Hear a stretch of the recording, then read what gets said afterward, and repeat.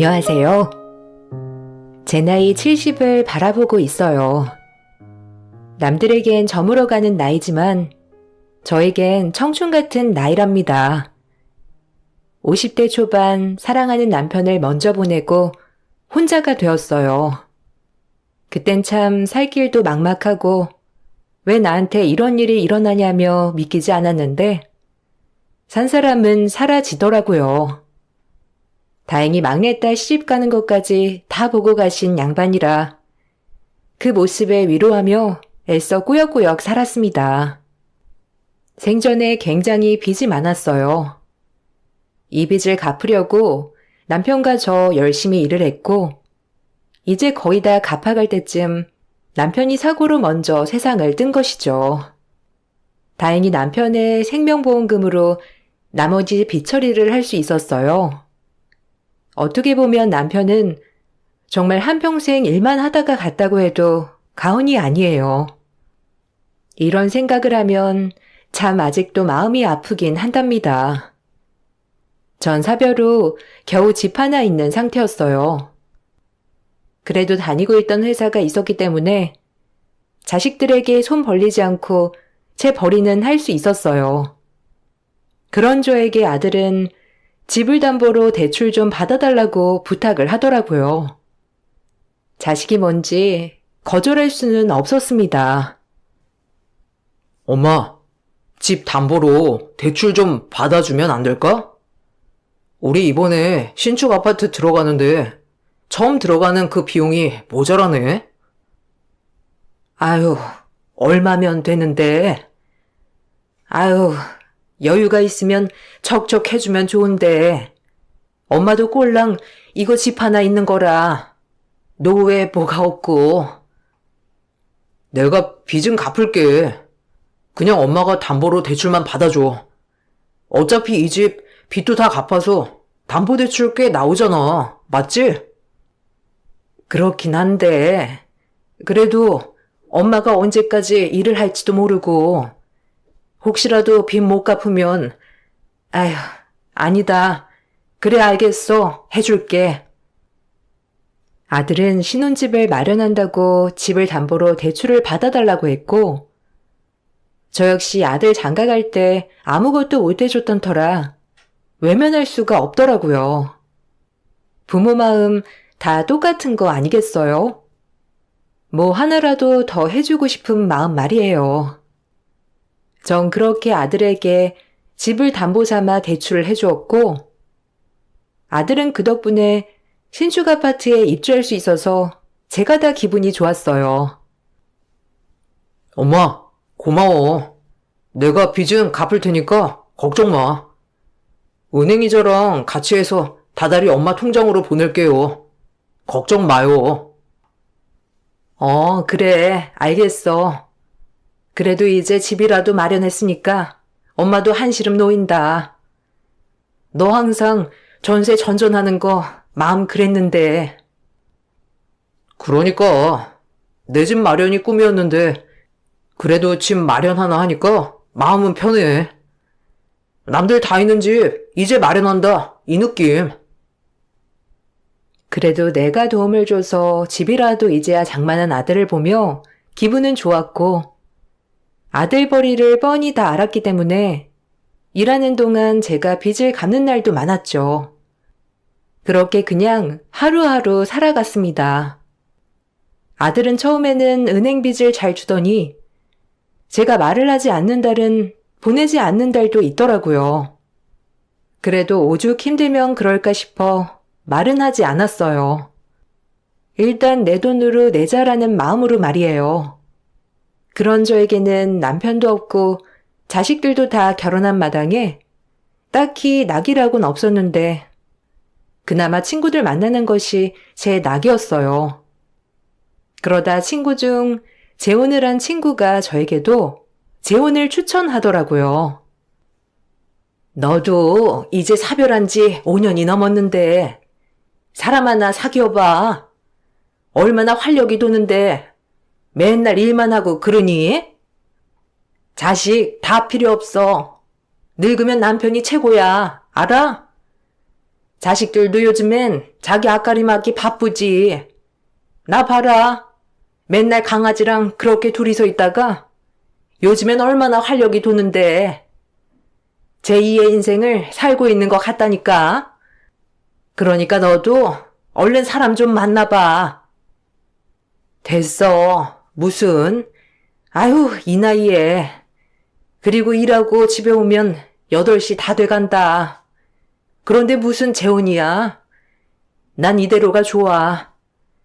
아직 남편 떠난 빈자리 누구로 채우고 싶지도 않고. 그 사람 얼마나 열심히 살다가 갔니? 내가 죄책감 들지, 그런 생각하면. 요새는 안 그렇다니까. 산 사람이 행복하게 살아야지. 그걸 더 바랄걸? 너 이렇게 사는 거 남편이 마음 아파할 거야. 재미가 있어야지. 자식들이 네 마음 알아줄 것 같니? 절대 안 그래, 정말. 나도 남편 보내고 참 자식 다 필요 없다고 느꼈다니까. 너도 친구라도 만들면서 지내. 너 이렇게 지내는 거 우리가 안타까워서 그래. 너네 자식들이 살가운 편도 아니고, 안 그래? 우리 말 새겨들어. 친구들을 만나면 늘 재혼을 얘기했고, 아니면 주변에 친구들 좀 만들라고 저에게 성화를 했어요. 아직은 시기상조이거나 딱히 관심이 없는 분야여서 그냥 웃고 넘겼던 것 같아요. 그러던 중 저희 동 아파트 경비실에 새로 오신 분이 오게 되었죠. 싹싹하고 일도 잘하시고 인상도 서글서글하니 참 좋아 보이더라고요. 그렇게 오며 가며 인사도 하고 고생하시는 경비 아저씨 음료수라도 한 번씩 챙겨드렸어요. 워낙에 아파트 꾸준 일을 정말 열심히 하시는 분이었고 무엇보다 매우 상냥했어요. 그 아저씨를 보고 있으면 세상 참 긍정적이시다는 마음을 가지고 좋게 바라보게 되었는데 힘들게 청소하면서도 웃음을 잃지 않았거든요. 사람을 보고 기분이 좋아지는 거 있잖아요. 딱 그런 마음이었습니다. 그래서 한 번이라도 더 챙겨드렸어요. 오늘도 고생하시네요. 이거 한 잔 드시고 하세요. 날이 너무 덥죠? 조금 그늘졌을 때 하면 좋을 텐데 오늘 해가 많이 나네요. 에이, 괜찮습니다. 매번 이렇게 챙겨주셔서 감사하죠, 저야. 이 시간에 늘 출근하시는 건가요? 부지런하시네요. 네, 이 시간에 늘 출근하네요. 오늘 하루도 고생하시고 활기찬 하루 보내세요. 더우니까 쉬엄쉬엄 하시고요. 아파트에서 제일 친절하신 것 같아요. 저도 늘 302호 아주머니 보면 기분이 좋아지네요. 오늘 좋은 하루 보내세요. 그렇게 저희는 친해졌습니다. 혼자 사는지라 가끔 전구가 나가거나 전기가 이상할 때 제가 도움을 청할 사람이 경비 아저씨뿐이 없더라고요. 그럴 때마다 경비 아저씨는 늘 본인 집처럼 수리해 주시고 척척 일처리를 해 주셨는데 너무 고마웠죠. 그렇게 가까워지다 보니 서로 속 얘기도 하게 되었고 경비 아저씨 또한 저와 같이 사별을 한 사람이었어요. 같은 아픔을 가지고 있다 보니 저희는 공감대 형성이 더 잘 되어 얘기가 통했죠. 슬아의 자식은 한 명도 없다고 했는데 외로운 사람이었어요. 자식이 있어도 외로운 건 마찬가지지만 경비 아저씨는 정말 철저히 혼자라고 했고 그 얘기를 들으니 더 안타까웠어요. 전 아내 떠나보낸 지 12년이나 됐어요. 참 엊그제 같은데 벌써 12년이라니. 이렇게 시간이 빠르게 흐르네요. 아유, 그러게요. 전 아직 10년까진 되진 않았지만 참 엊그제 같네요. 사실 저희는 넉넉하지 않은 편이라 남편이 늘 뼈 빠지게 일만 했거든요. 그게 참 마음에 걸려요. 좋은 세상 누려보지도 못하고 간 것 같아서 제일 속상한 마음이 드는 거죠. 이럴 줄 알았으면 그때 놀러라도 한 번 더 갈걸. 아, 왜 이렇게 아등바등 살았나 싶으면서 마음이 참 안 좋아요. 그 생각만 하면. 그러게요. 저도 참 아내 살아있었을 때 굉장히 어려울 때라 아내가 무지 고생했거든요. 그나마 지금은 많이 나아졌는데 옆에 없네요. 인생 정말 쉽지 않은 것 같아요. 모든 게 아쉬운 게 인생이려나요? 별 얘기를 다 하네요. 그래도 지금 이렇게 바쁘게 사는 게 좋은 것 같아요. 잡생각도 안 나고 그냥 주어진 일만 하는 것 자체가요. 안 그런가요? 집에만 있으면 적적하고. 맞아요. 차라리 이렇게 일 나가고 하면 시간이라도 잘 가서, 그리고 놀면 뭐해요? 한 푼이라도 더 벌어서 노후 준비해야죠. 경비 아저씨의 말이 참 공감 갔습니다. 아쉬운 게 인생인가 싶기도 했거든요. 그렇게 경비 아저씨가 집에 와 전기를 고쳐주며 이런저런 얘기를 하게 된 것이었는데, 뜬금없이 이 시간에 딸이 방문을 하였습니다. 아이들 어린이집 맡기고 잠깐 들렸다면서 말이죠.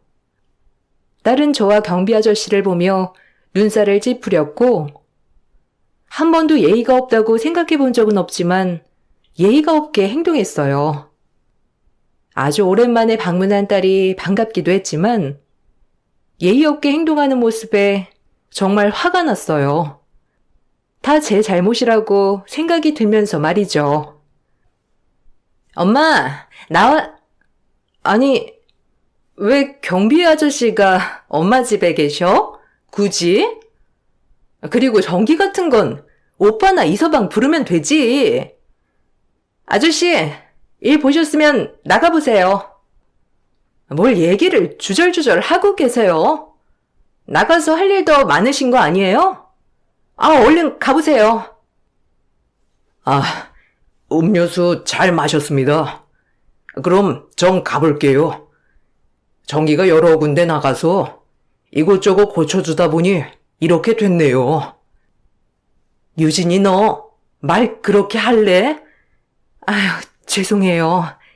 그래도 오늘 이렇게 전기 고쳐주셔서 감사합니다. 더운데 수고하세요. 경비 아저씨도 민망한지 인사만 하고 집에서 나가버렸고, 딸의 태도에 화가 났습니다. 다짜고짜 불청객 취급을 하는 딸에게 정말 실망했거든요.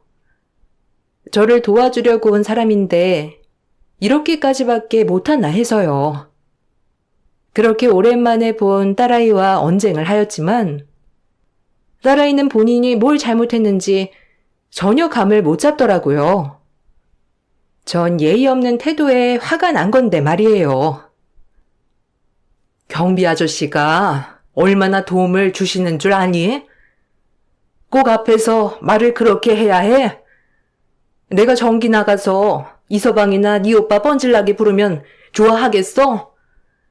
가끔 와서 반찬 가지러 가라고 해도 그렇게 짜증짜증을 부리는데 안 그래? 참 너도. 아니, 외간 남자잖아. 왜 함부로 집에 들이냐는 거지. 아무리 경비 아저씨라고 해도 남들이 어떻게 보겠어? 주변 좀 의식해. 나도 보는데 민망하더라. 둘이서 덩그러니 뭐 하는 거야? 그리고 저 경비 아저씨도 웃겨. 올 때마다 음료수 받아 먹지? 참나.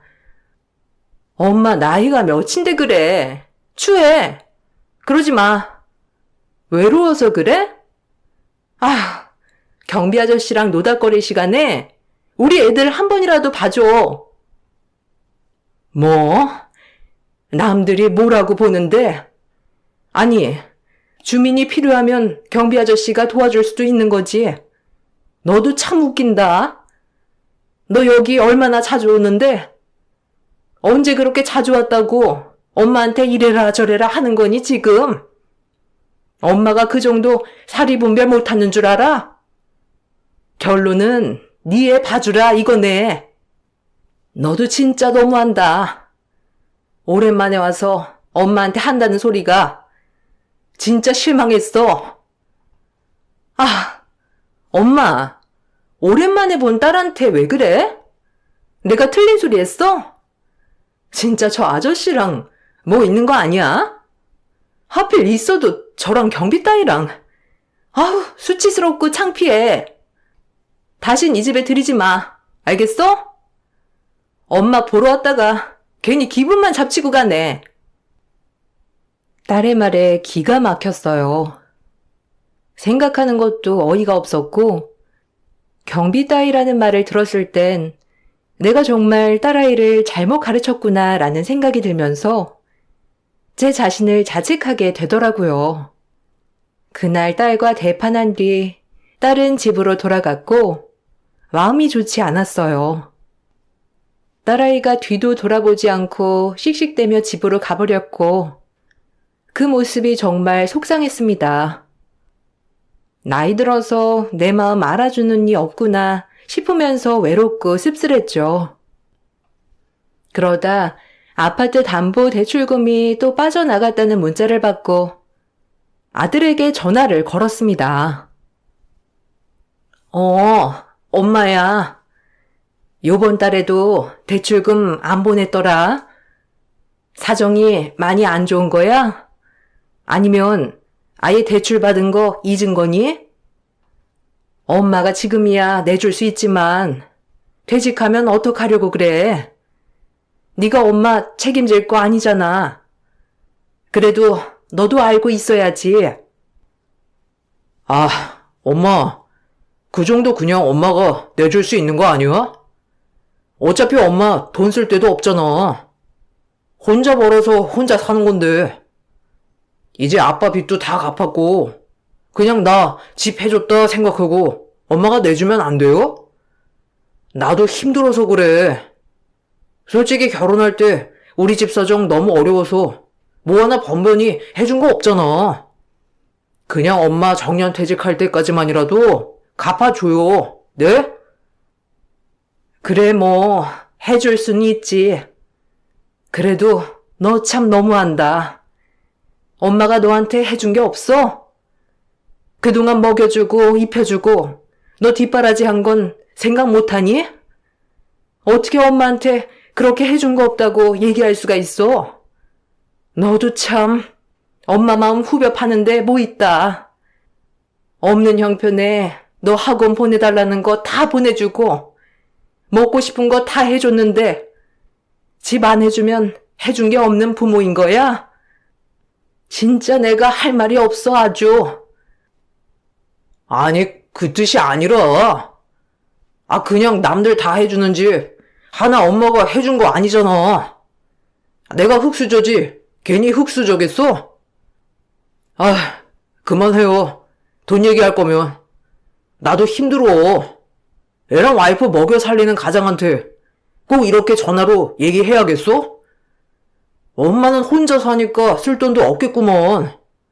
기분 좋게 내주면 되지. 이걸 꼭 얘기를 해야겠냐고. 나도 엄마랑 이러고 싶지 않다고요. 아셨어요? 아들의 말에 할 말이 없었습니다. 이래서 자식들 다 필요 없다고 하는구나 싶기도 하면서 어렸을 적 그렇게 애지중지하고 먹이고 입히고 어렵게 키워놨더니 해준 거 없다는 소리나 듣고 앉아있고 참 허망했어요. 더더구나 의지할 곳 없는 몸이니 더 외롭더라고요. 더 이상 얘기를 하면 싸움밖에 안 될 것 같아 아들과 전화를 끊고 많이 울었어요. 제 인생이 불쌍해서 말이죠.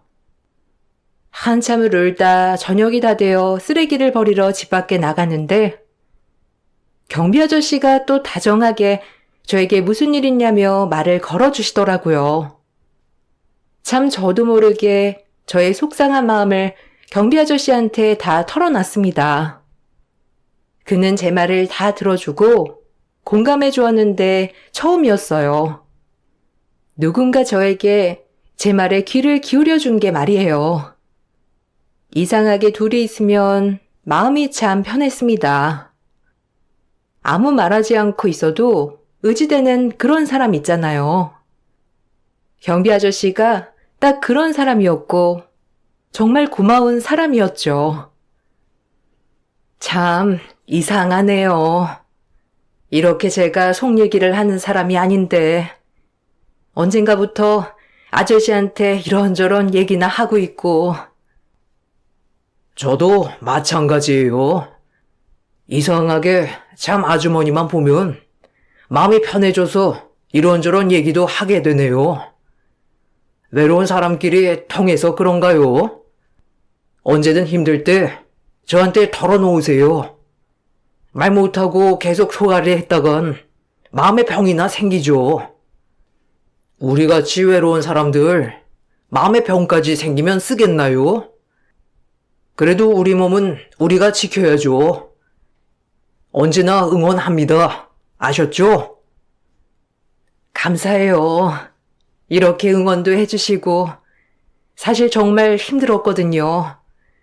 어느 한 명한테 이 마음 털어놓을 수도 없고 쓸쓸하고 외롭고 자식들도 내 마음 하나도 몰라주는 것 같고 자기들 살 길만 바쁘고 말이라도 따뜻하게 한 적이 있나.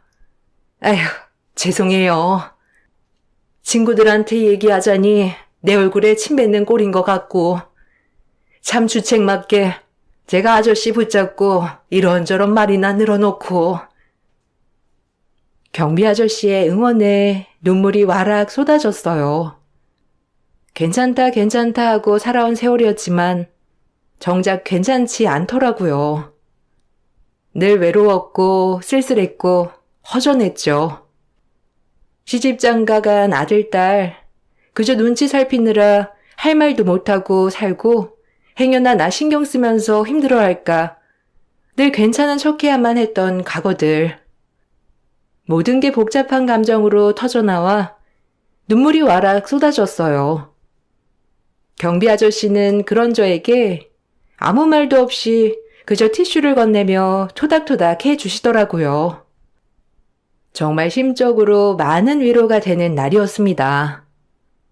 그날 그렇게 많은 말을 주고받고 저희는 조금 특별한 사이가 되었는데 정말 특별한 친구 말이죠. 쉬는 날 데이트도 하며 맛있는 것도 먹으러 다녔고 오랜만에 설레는 나날이었습니다. 그러다 보니 제가 반찬도 많이 챙겨주게 되었고 아무래도 이 나이에 남사스럽지만 조금 특별한 남자친구, 여자친구 사이가 되었죠. 친구들도 새 출발을 하려는 제 모습을 보고 참 좋아했어요. 이제야 얼굴이 밝다. 너 요즘 얼굴이 얼마나 밝은 줄 아니? 사람이 이렇게 살아야지. 얼마나 보기 좋아. 안 그래? 그 사람이 그렇게 잘해줘? 너랑 나이 차이도 딱이더만. 듣기로는 4살 차이는 궁합도 안 본다잖니. 내 친구 이렇게 기분 좋아 보이니까 나도 참 웃음이 난다. 그동안 얼마나 죽상이었어, 네가. 안 그래? 축하해. 이 행복 오래가길 바랄게. 알겠지? 고마워. 요즘은 그래도 활기차. 쉬는 날도 기다려지고 매일 혼자만 덩그러니 있다가 나 챙겨주는 사람이 있다는 게 조금 더 만나보다 재혼해. 외로운 사람끼리 합치면 좋잖아. 그 사람 자식이 있는 것도 아니고 딱이다 얘. 친구는 재혼을 추천했고 외롭게 늙어가지 말고 그냥 살림을 합치라고 말했어요. 사실 그런 마음이야 들었지만 자식들의 눈치에 차마 말을 못하겠더라고요. 그렇게 재혼에 대해 고민만 하고 있을 때 경비 아저씨는 저에게 재혼을 하자고 말을 했습니다. 이 말을 듣고 주책 맞지만 참 많이 설레고 떨리더군요. 그리고 진지하게 재혼을 생각하게 되었는데 행복해지고 싶었거든요. 결혼합시다. 새 출발이요. 남은 생 고생하지 말고 우리 이렇게 서로 위해가며 그냥 의지하고 살아요. 어때요? 사실 용기가 안 나요. 자식들 눈치도 보이고 뭐라고 생각할지 걱정도 되고요. 제일 망설여져요. 그래서 저만 믿고 따라와 주세요. 절대 영옥 씨 눈에서 눈물 나게 하는 일 없게 할 겁니다. 그러니까 이번 일은 저를 믿어줘요. 앞날을 자신하는 경비 아저씨의 말에 참 마음이 놓이고 든든했고 그렇게 저도 재혼을 결정하게 되었죠. 이 사실을 자식들에게 말하기 부끄럽고 걱정되었지만 그래도 알려야 되는 소식이라 자식들을 집에 불러 얘기를 꺼냈습니다. 역시나 제가 얘기를 꺼내자 자식들은 노발대발하며 화를 내더라고요. 저보고 노망이 들렸다느니 이런 막말을 하면서 말하는데 속상했어요. 그리고 정말 화가 났고 본인들 필요할 때만 엄마였지 사실상 저에게 따뜻한 말 한마디 해준 적 없는 자식들이 제가 결정한 일에 왈가왈부한다는 것 자체가 너무 속이 상했어요. 엄마에게 막말을 해대며 이 결혼 절대 안 된다고 화를 내더라고요. 엄마, 치매 아니야? 누구랑 뭘 해? 꼴랑 경비 아저씨 하는 사람이랑 재혼을 하겠다고? 진짜 노망났네, 이 아줌마. 내가 이럴 줄 알았어. 그때 분위기가 예사롭지 않았다니까. 엄마, 절대 안 돼. 무슨 재혼이야, 그 나이에. 어디 아픈 거 아니야? 제발. 추해 진짜. 그냥 조신하게 늙어가면 되지. 남자애 환장했어? 왜 남자랑 살려고 해? 기막혀 진짜. 절대 안 되니까 그런 줄 알아. 그 아저씨 아무것도 없이 경비만 하는 것 같던데 골라도 꼭 어디 그런 사람을. 왜? 그 사람이 엄마 집 하나 있으니까 몸만 들어와 살겠대요? 기막혀 진짜. 절대 안 되는 줄 알아. 엄마 부끄러운 줄 알아요. 안 되겠다. 내가 이 사람을 그냥 그 사람이랑 결혼하면 입 하나 느는 거예요. 알아요? 엄마만 개고생이라고. 아니, 우리도 고생이야. 둘 다 늙으면 우리 보고 어쩌라고. 안 사람 보기 부끄러우니까 이쯤에서 그만 헤어져요. 엄마는 그냥 혼자 사는 게 잘 어울려. 알아? 그러니까 절대 재혼은 안 돼. 내가 니들한테 피해주니? 아니 엄마가 재혼하는 게 너희한테 그렇게 욕을 먹을 일이야? 엄마도 엄마 인생이 있는 건데 어쩜 말을 그렇게 해? 너희 내 생각 한번 해준 적 있어? 항상 필요할 때만 연락하잖아. 엄마 남은 인생도 니네 마음대로 할래? 엄마 인생? 그렇게 멋대로 살 거면 우릴 왜 낳았어? 우리가 싫대잖아. 어디 창피해서 내가 말할 수나 있어? 꼴랑 경비랑 눈 맞아서 우리 엄마 재혼한다고? 진짜 쪽팔린다 엄마. 나이값 좀 해 제발. 어쨌든 나랑 오빠는 절대 반대니까 그런 줄 알아. 없는 살림에 입 하나 늘 일 있어? 절대 안 되니까 그런 줄 알아. 참나. 늙은 헛바람이 불어가지고 재혼은 무슨? 절대 안 돼. 딸과 아들의 말에 참 많은 생각을 하게 되었고 할 말이 없었어요. 그러던 중 아들과 딸은 화를 참지 못하고 우리 동 경비와 재혼한다는 내 말에 입 하나 는다며 경비초소에 가서 이것저것 던지고 부수었습니다. 정말 창피했고 아주 못된 자식들이었어요. 단 한 번도 잘못 가르쳤다고 생각한 적은 없었는데 정말이지 창피했습니다. 그리고 어른한테 이런 무례라뇨. 참 암담했죠. 박만식이 누구야? 썩 나와! 당신이 우리 순진한 엄마 홀렸지? 안 그래? 우리 엄마가 갑자기 재혼한다고 할 리가 없잖아. 너 그만 못하니? 진짜 왜 그래? 엄마 망신 이렇게 줄 거야? 아우, 죄송합니다. 미안해요. 얼른 집에 가서 얘기해. 나요? 진짜 이거 아주 못된 놈들이네. 지 엄마 행복 빌어주질 못한 망정 사람을 겉모습으로 판단하고. 이 아저씨, 내가 그때부터 그럴 줄 알았어. 아예 작정하고 엄마 홀린 거라니까. 엄마가 속은 거라고. 아우, 답답해. 아들은 내 재혼할 상대를 보자마자 제 60평생 처음 본 광경을 연출하였죠. 딸은 몇 번 봤지만 아들은 제가 재혼할 사람을 처음 보았거든요. 경비 아저씨를 보자마자 사색이 된 얼굴을 하며 갑자기 죄송하다고 하며 무릎을 꿇더라고요. 경비 아저씨는 제 아들에게 뺨을 올려다 붙이며 말을 하기 시작했어요. 웬일인지 아들 녀석은 고분고분 무릎을 꿇고 듣더라고요. 제 아들이 무릎을 꿇는다는 게 정말 제가 처음 보는 광경이었는데 저조차 놀랐고 딸아이도 지 오빠에게 왜 그러냐며 화를 내었죠. 갑자기 오빠 왜 그래? 아니 아저씨가 우리 엄마 홀린 거잖아요.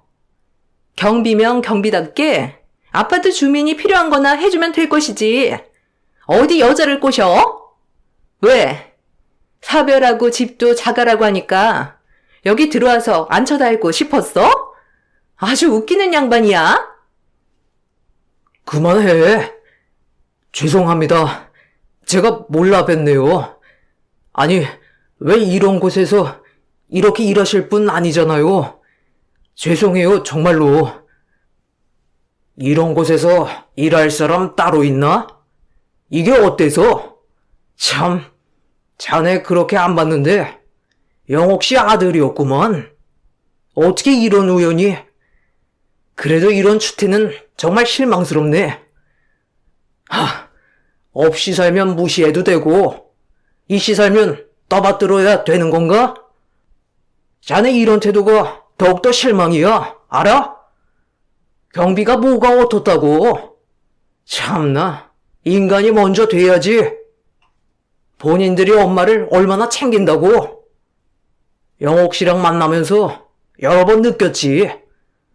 차라리 나처럼 자식이 없는 게 훨씬 낫다고 말이야. 어쩜 그렇게 엄마를 몰라? 참나. 아들이 무릎을 꿇고 사죄를 한 이유가 있더라고요. 알고 보니 제가 재혼할 사람은 강남의 건물을 세 채나 가지고 있는 알부자였고 아들이 다니는 회사의 주주이기도 하더라고요. 아들은 본인 회사의 주주를 보고 단번에 잘못했다 생각을 했던 거였고 저 역시도 놀랐습니다. 그리고 왜 말을 여태까지 안 했는지 의문이더라고요. 경비 아저씨의 말은 놀라웠죠. 그리고 딸아이도 그 말을 듣자마자 금 눈이 똘망똘망해지더니 아까의 포악함은 온데간데 없는데 어이가 없었습니다. 저런 것들이 내 자식들이라는 게 정말 창피하고 하필이면 이런 모습까지 보여주는 것이 최악이라고 생각했어요. 돈이 많으면 뭐하나? 자식도 없고 마누라도 없고 쓸쓸한 것을. 마침 소일거리가 있다길래 한번 왔다가 하루하루 내가 살아있음을 이제야 느끼는 중이지. 나도 이 동네에 필요한 사람이구나 하면서 말이야. 혹시 내가 자네들 엄마 아파트 하나 있는 거 홀랑 가로챌까봐 걱정해서 지금 이러는 건가? 본인들이 엄마한테 따뜻한 말 한마디 해준 적이나 있어? 못된 것들. 엄마도 사람이고 여자인데 왜 관심 받고 싶지 않겠어? 안 그래? 지들 필요할 때만 엄마지. 여하튼 정말 기본도 안 된 자식들이야. 왜 말씀 안 하셨어요? 저에게라도 언지를 주시지. 정말 몰랐어요. 그저 같은 처지인 줄 알았는데 저랑은 어울리지 않네요. 그리고 이렇게 못 볼 꼴까지 보였는데 어떻게 우리가 재혼하겠어요? 정말 죄송합니다. 저희가 너무 추태를 부렸어요.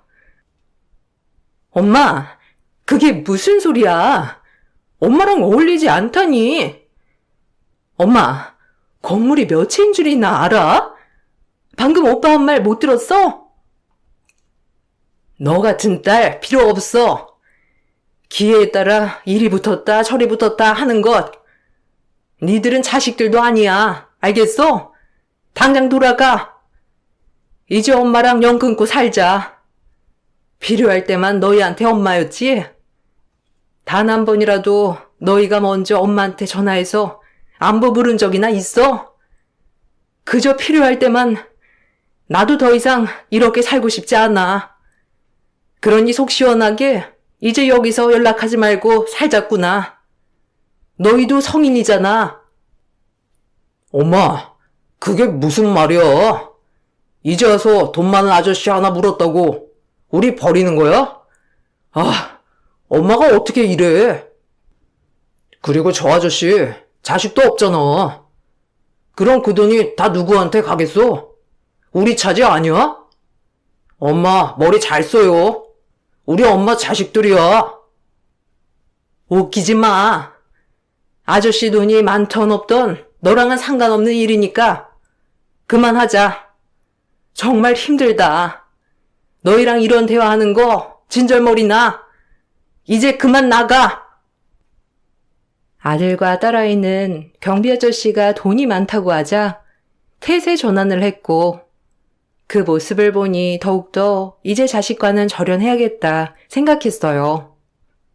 하염없이 실망해 눈물만 흘리고 있을 때 경비 아저씨는 그럼에도 불구하고 저에게 자기만 믿으라고 하더라고요.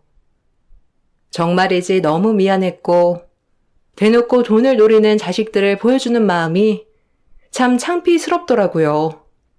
정말 수치스럽기도 했고요. 내가 당신 노후 책임질게요. 이제 자식들한테 더는 기대하지 말고 우리 둘이 친구처럼 평생 같이 살아요. 감사해요. 제 자식들이지만 정말 부끄럽네요. 너무너무 미안합니다. 그럼에도 불구하고 이렇게 대해주셔서 고마워요. 의미 없는 삶을 사는 저에게 정말 말동무도 해주시고 친구도 해주시고 솔직히 자식보다 낫다고 생각한 게 한두 번이 아니에요. 우리 이제 같이 늙어가는 처지에 서로 의지하며 살아봅시다. 내 마음 절대 변하지 않으니 걱정하지 말고요. 그리고 전 자식들과 절연했고 경비초소를 망가뜨린 손해배상과 아들에게는 대출금을 갚으라고 소장도 날렸어요. 아들은 돈을 갚지 않겠다고 길길이 날뛰었지만 소송에 들어가자 어쩔 수 없이 돈을 토해내야 했습니다. 중간에 제가 재혼을 하고 잘 살고 있으니 스멀스멀 자식들이 괜히 손주 손녀 사진을 보내며 연락을 시도하더라고요. 아무것도 가진 거 없는 아저씨라고 생각할 땐 그렇게 반대를 하더니 이제는 부자라고 하니 그렇게 알랑방귀를 껴댔는데 자식들을 보니 참 부끄럽기 그지없었죠. 재혼을 하고 바뀐 게 있다면 항상 내 안부를 물어봐주고 나를 먼저 살펴주는 친구가 있어서 행복해졌습니다. 엄마 혼자 잘 먹고 잘 살겠다 이거지? 정말 너무하네. 우리 엄마 자식이야. 핏줄. 어디 안 간다고? 내가 진짜 그런 아저씨였으면 결혼을 반대했겠어? 그러니까 이 문자 보는 대로 당장 연락 좀 해줘. 우리가 어떻게 인연을 끊겠어? 안 그래? 천륜인데. 엄마, 잘못했어요. 제발 연락 좀 받아요. 아저씨 상가 자리 하나 비던데 거기에 우리 가게 하나 해볼까 하는데 말 좀 잘해줘요. 너희들 연락하지 마라. 이제 너희 앞가림 너희가 알아서 해. 엄마 너희한테 정말 실망했으니 다신 연락하지 마. 연락처도 바꿀 거니 이제 연락 안 될 거야. 그러니까 이제 니네 앞가림 하고 살아. 해준 거 없는 엄마라 원망 많이 했잖니. 그러니 너희도 엄마 없는 셈 치고 살면 되잖아. 안 그래? 그렇게 해준 거 없다고 원망할 땐 언제고? 이제 와서 그래? 다신 연락하지 마. 마지막 메시지를 끝으로 저희의 연락은 끝이 났어요. 자식들과 연을 끊는다는 게 쉽진 않았지만 그래도 혼자 있는 제게 먼저 손 내밀어준 지금의 남편이 너무 고맙더라고요. 더더욱 제 자식들 때문에 부담 주고 싶지도 않고 이 나이의 주책이라고 할 수도 있지만 참 행복하답니다. 이젠 우울하지도 않고 하루하루 눈 떴을 때 오늘은 얼마나 행복할까 이런 생각만 드는 거죠. 이런 게 사람 사는 것 같고 말이에요. 그리고 참 황혼의 신혼이랄까요? 늘 밥을 해도 맛있다고 해주고 꼭 어디를 가려고 할 때 저까지 구경시켜 주려는 그 마음에 항상 감동도 받곤 하죠. 삶이 다 내 뜻 같진 않겠지만 그래도 이렇게 행복할 수 있음에 항상 감사하며 살고 있어요. 혹시라도 보고 있는 나이 드신 여러분들, 오늘이 제일 젊은 날입니다. 하루하루 행복하게 지내세요. 청바지라는 말이 있잖아요. 청춘은 바로 지금. 70을 바라보니 지금 하루하루가 제일 소중하고 사랑하는 사람이 있다는 것만으로도 행복합니다. 여러분들도 행복이 가득한 하루 되시길 바라며 이만 글을 마치겠습니다. 청바지, 청춘은 바로 지금. 감사합니다. 안녕하세요. 저는 얼마 전에 딸의 결혼을 위해 상견례에 다녀온 적이 있었어요. 그런데 그곳에서 예상치 못한 난관에 부딪힌 적이 있었습니다. 그날은 제 딸에게 정말 중요한 날이었는데 모든 건 한순간에 무너져 내렸어요. 그 자리에서 사건이 터진 이후 제일 먼저 든 생각은 저와 제 딸을 두고 먼저 떠난 남편이 상견례 자리에 있었다면 상처받는 일도 없었을 텐데 남편이 없다는 이유로 저와 제 딸은 평생 기억에 남을 만큼 충격적인 경험을 하게 되었습니다. 그리고 제가 몸이 좀 안 좋다 보니 저희 가족을 더 무시하는 것 같았어요. 사건의 시작은 제 딸이 결혼을 하고 싶어하는 남자를 데리고 오면서부터 시작이 되었습니다. 처음 얼굴을 마주했을 때 예의 바르고 제 딸을 진심으로 사랑해주는 게 저에게도 느껴져서 결혼을 허락해줬어요. 저도 몸이 많이 안 좋아서 제 딸이 좋은 남자 만나 잘 살아가는 모습을 보고 싶었고 저 때문에 더 이상 고생하는 모습보단 행복한 결혼 생활하는 모습을 보고 싶었죠. 딸이 결혼식을 올리게 되면 저는 요양원에 들어갈 생각을 가지고 있었어요. 결혼 생활에 제가 걸림돌이 되는 걸 원하지 않았거든요. 제가 이런 결정을 하게 된 이유는 9년 전에 몸이 좀 안 좋았었는데 시간이 지날수록 점점 더 상태가 안 좋아지길래 병원에서 검사를 받았었어요. 약간 감기 몸살이 있는 것 같기도 하고 잠만 자면 베개가 흠뻑 젖을 정도로 식은땀이 나서 몸이 좀 처지더라고요. 그런데 검사 결과 단순 몸살일 거라 생각했던 말과 다르게 의사의 말은 제 예상을 벗어났어요. 큰 병원에서 정밀 검사를 받아보는 게 좋을 것 같다는 진단이 나왔었죠. 그 말을 듣는 순간 덜컥 겁이 났고 딸과 함께 시간을 내서 병원을 가게 됐었는데 정밀 검사 결과 충격적인 진단 결과가 나와 버렸네요. 복강 내 림프종 혈액암 3기 판정이 내려졌고 서둘러 입원을 해야 된다는 말을 듣게 되었습니다. 별다른 통증이 없었는데 암이라는 말을 들었을 때는 엄청난 절망으로 다가왔어요. 의사가 내린 진단의 암은 다른 암과 달리 주된 치료가 수술적 절제가 아니기 때문에 항암 치료가 큰 비중을 차지하고 치료 결과 또한 매우 양호하기 때문에 적극적인 항암 치료를 권장했어요.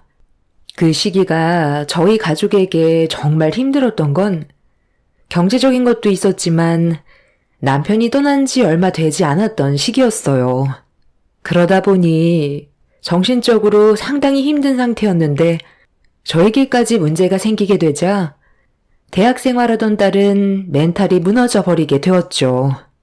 그래서 한동안 정상적인 학교 생활은 불가능했었어요. 그리고 학비를 벌어다 줘야 하는 저로서도 앞이 막막했었습니다. 서울대를 진학 중이었던 딸이 저 때문에 한 번뿐인 인생 무너지게 하고 싶지 않아 항암 치료보단 저에게 주어진 시간이 얼마일지 모를 남은 시간 몇 푼이라도 벌어 학비를 대주려고 항암 치료를 거부했는데 제 생각과 다르게 딸은 적극적으로 입원을 하길 권했어요. 저까지 세상에 없으면 더 이상 살아갈 의미가 없다면서 옆에 머물러 주길 간절히 원했습니다.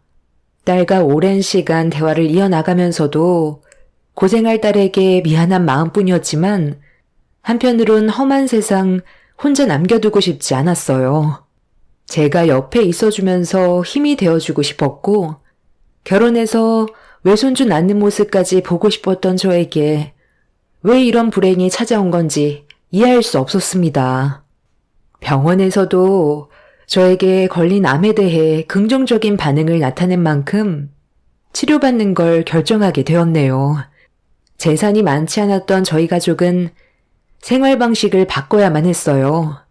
딸과 함께 살았던 집을 처분해서 치료비를 만들어 충당하고 딸은 기숙사로 들어가게 되었죠. 공부에만 집중해도 모자랄 시간에 항암 치료받는 저도 간호해주면서 주어진 상황에 맞게 살아갔었는데 정말 다행이었던 건 딸이 장학금을 받을 수 있게 됐다는 기쁜 소식 또한 듣게 되었고 제가 받는 스트레스 또한 줄어들면서 치료받는 걸 좀 더 적극적으로 임할 수 있게 되었죠. 이런 어려운 상황 속에서 각자 최선을 다하며 살아가다 보니 제 병도 어느새 조금씩 좋아지게 되었고 정말 다행히도 의사에게 긍정적인 말도 듣게 되면서 희망이 보이기 시작하더라고요. 그렇게 살고자 하는 강한 의지가 완치 판정을 받게 되면서 간절히 바라던 퇴원을 할 수가 있었습니다. 몇 년간 통원 치료를 통해 몸 상태를 꾸준하게 확인한 결과 재발은 더 이상 없었지만 꽤 오랜 시간 병원에 입원해 있었고 항암 치료로 인해 몸이 약해진 건 어쩔 수가 없었습니다. 아무래도 나이가 있다 보니 예전처럼 체력이 정상으로 돌아오는 건 쉽지 않더군요. 딸에게 짐이 되고 싶지 않았었는데 또 다른 고민거리들이 제 발목을 잡기 시작했죠. 건강을 되찾고 퇴원만 하면 정상적인 생활이 가능할 줄 알았지만 현실은 많이 달랐어요. 몸이 따라주지 않다 보니 답답할 뿐이었습니다. 항상 딸에게 짐이 되는 존재인 것 같아 너무 미안했었는데 서울대를 졸업한 딸은 대기업에 취직을 하게 됐다는 기쁜 소식을 알려주면서 그동안 자기를 키워준 거에 대해 보답하며 살아가겠다고 안아주었네요. 엄마로서 많이 부족한 저를 위해 딸은 9년 동안 아픈 엄마 봉양하며 지금까지 희생하며 살아왔어요. 그리고 좋은 남자 만나 결혼까지 약속했는지 저에게 인사까지 시켜주었죠. 같은 대기업 회사에서 다니는 직장 동료에서 연인 사이로 발전하게 됐는데 예비 사위는 상당히 예의 발랐고 제 딸을 진심으로 사랑하고 있었습니다. 딸의 행복이 저의 행복이기 때문에 결혼을 반대할 이유는 전혀 없었어요. 그렇게 예비 사위와 좋은 시간 보낸 이후 상견례 일정까지 잡혔었는데 딸의 얼굴이 어느 순간부터 그늘져 보이길래 무슨 일이 있냐고 물어봤는데 별일 아니라며 말을 흘려 넘겨가려 했어요. 말을 하지 않으니 무슨 일인지 알 수 없어 걱정이 됐지만 큰 문제는 아니라고 하길래 일단 넘기고 약속된 장소로 가게 되었습니다.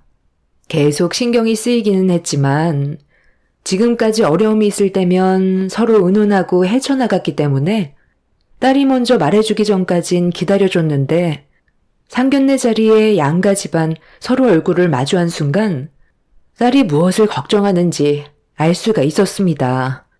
저와 마주보고 앉아있던 안사돈의 입에서 나온 한마디에 그동안 딸이 얼마나 마음고생이 심했을지 느껴지더라고요. 결국 이 자리까지 나오긴 했지만 아직 결혼에 대해 확실하게 정한 건 아니니 저희 오늘 진지하게 대화를 좀 나눠봐야 할 것 같습니다. 저희 바깥 양반이 일 때문에 조금 늦는다고 먼저 식사하라니까 일단 저희 먼저 먹고 있죠. 지금 내 아들 결혼 문제로 스트레스를 너무 많이 받아서 입맛이 없긴 하지만 그래도 기본적으로 해야 될 건 해야 뒷말이 나오지 않겠죠? 음식이 세팅되기 전에 제 생각부터 얘기 좀 하겠습니다. 따님이 저희 집에 인사 왔을 때 대충 듣긴 했지만 그동안 상당히 힘든 시간들을 보내왔었다면서요. 제가 듣기론 경제적으로 숨통이 트인 지 얼마 안 됐다던데 그럼 실례지만 재산도 많진 않겠네요. 뭐가 있어야 결혼식을 할 텐데 딸랑 며느리 몸뚱이 하나 들어오는 건 좀 너무한 거 아닌가 싶어서요. 기본적으로 오고 갈 예단 문제는 해결했으면 좋겠는데 저희 집안은 보시다시피 어느 정도 체력도 뒷받침되어 있고 결혼 준비가 완벽하게 끝났지만 따님은 대기업 취직한 지 얼마 되지 않아 모아놓은 재산도 많이 없을 거 아니에요. 거기에다가 암이 완치됐다곤 하지만 사람 일이라는 게 또 어떻게 될지 모르잖아요. 보통 암이 완치됐다고 얘기하는 사람들 보면 10년 안에 면역 체계가 무너져 또다시 재발한다던데 그런 병원에 다시 입원해서 항암 치료 받아야 되는 거고 그렇게 되면 제 아들이 고생할 게 눈에 훤한데 굳이 결혼을 허락해야 하나 싶더라고요. 지금도 많은 고민을 하고 있고 아직까지 그 댁 따님을 며느리로 받아줄지 결정을 내리지 못했습니다. 어머니, 그 문제는 저랑 어제도 한참 동안 대화로 풀어나갔잖아요. 어제 얘기가 전부 끝난 줄 알았는데 왜 또 번복하시는데요? 무조건 결혼은 한다고 했잖아요. 결혼이 너 혼자 좋다고 해서 결정되는 문제가 아니야. 나도 어제 정말 많은 고민을 했었지만 오늘 아침에 다시 생각을 해보니까 이 결혼이 너한테 득이 되는 부분은 없는 것 같아서 오늘 확실하게 마무리 지으려고 나왔다. 많고 많은 여자들 중에 왜 하필 쟤야? 조건 좋은 여자들이 얼마나 많은데 굳이 정상적이지 않은 가정에서 자란 쟤랑 왜 결혼을 해야 되는 건데? 대기업에 같이 다니면 급이 같아질 줄 아는데 태생부터가 전혀 다른 집안이야. 내가 항상 입이 닳도록 얘기했지. 사람이 좋아야 되는 건 중요하지만 그 집안의 재력과 어떤 가문인지 삼박자가 맞아야 된다고 했잖아. 나는 제가 썩 좋아 보이는 얼굴은 아니라고 생각된다. 보통 여자들과 다르게 얼굴이 너무 그늘져 있잖아. 남들한테 에너지를 주는 얼굴이 아니라 길을 빠져나가게 하는 얼굴인데 뭐가 좋아서 남은 인생을 함께 하겠다는 거야? 그러지 말고 엄마가 알아본 여자들 중에 선택하면 안 되겠니? 엄마는 우리 아들이 잘 되길 바라지. 불행한 길을 걷게 하고 싶진 않다. 어느 부모든 나와 똑같은 생각을 가지고 있을 거라고. 그러니까 엄마 말 듣고 이번만큼은 정리해줬으면 좋겠다. 솔직히 애비도 없이 큰 물건이면 정상이겠니? 엄마도 정말 신중하게 고민하고 결정한 거니? 존중해줬으면 좋겠다. 다 들으셨죠? 제 생각이 어떤지 충분히 전달됐을 것 같은데요. 그래도 서로 초면인 자리에서 제 딸에게 아비도 없이 큰 물건이라고 말하는 건 예의가 아니지 않나요? 제 딸과의 결혼을 반대한다면 좋게 상황을 마무리 지어도 될 법한데 굳이 상처되는 말들을 꺼내서 아픔을 주면 속이 후련하세요? 방금 한 말은 저와 제 딸도 충격이긴 하지만 그쪽 아들이 받을 상처도 상당하지 않겠어요? 엄마라는 사람이 사랑하는 사람과 결혼하고 싶어서 속에 있고 아직까지 좋은 마음 가지고 있는데 그런 말을 하면 자기 엄마를 얼마나 실망스럽게 생각할지 그런 생각은 못 해봤어요? 무슨 뜻인지 충분히 알았으니 더 이상 있을 필요도 없겠네요. 예비사도는 팔짱을 낀 채 저와 제 딸을 노려보며 상견례 자리에서 빨리 나가주길 바라고 있었습니다. 제 딸이 왜 아침부터 그늘진 얼굴을 하고 있었는지 예비사돈의 말을 듣는 순간 알 수 있었어요. 고개를 숙이고 슬퍼하는 제 딸과 함께 자리를 박차고 일어났는데 어차피 좋아질 수 없는 관계로 만들어서 둘의 결혼을 막았으면 그걸로 마무리 지으면 되는 거지. 예비사도는 저와 제 딸에게 절대로 해선 안 될 한마디를 뱉었고 참았던 딸의 감정이 터져 버렸습니다. 다시는 저런 저급한 집안을 데려올 생각은 꿈에도 마라. 애비 없는 집안에서 자란 제가 정상적인 사고방식을 가지고 있을 줄 아니? 서울대 나와 대기업에 입사했다고 달라지는 게 있을 줄 아나 본데? 보이는 껍데기는 바뀌지 몰라도 집안은 절대 바뀌지 않는 법이야. 그동안 살아온 환경이 거지 집안인데 대기업 취직해서 돈 몇 푼 번다고 인생이 180도 바뀌는 것도 아니잖아. 태생이 좋은 집안을 선택해라. 그래야 나중에 아이를 가졌어도 좋은 유전자를 물려받을 수 있는 거라고. 저 집안 자체를 봐라. 애비는 사고로 죽었고 그 어미는 암투병까지 병력이 있었다잖아. 이런 악재가 많은 집안과 살면 우리 집안에도 안 좋은 기운이 생길 수밖에 없는 거라고. 멀쩡하게 잘 지내고 있는데 저 집안 때문에 무너질 수야 없지. 너희 아버지 오시기 전에 내가 이렇게 독한 말을 뱉은 건 엄마가 너희 아버지랑 생각 차이가 있어서 그런 거 알지? 어차피 내 말이 제일 큰 비중을 차지하니까 너희 아버지도 충분히 이해해 줄 거다. 제가 지금까지 살아오면서 느낀 건 어머니는 정말 이기적이라는 거예요. 어머니가 뭔데 내 인생길을 가로막으려 해요? 내가 저 사람을 오래 봐왔지. 어머니는 잠깐 본 걸로 판단하는 거잖아요. 어머니 입장에서 아무리 마음에 안 들어도 그렇지.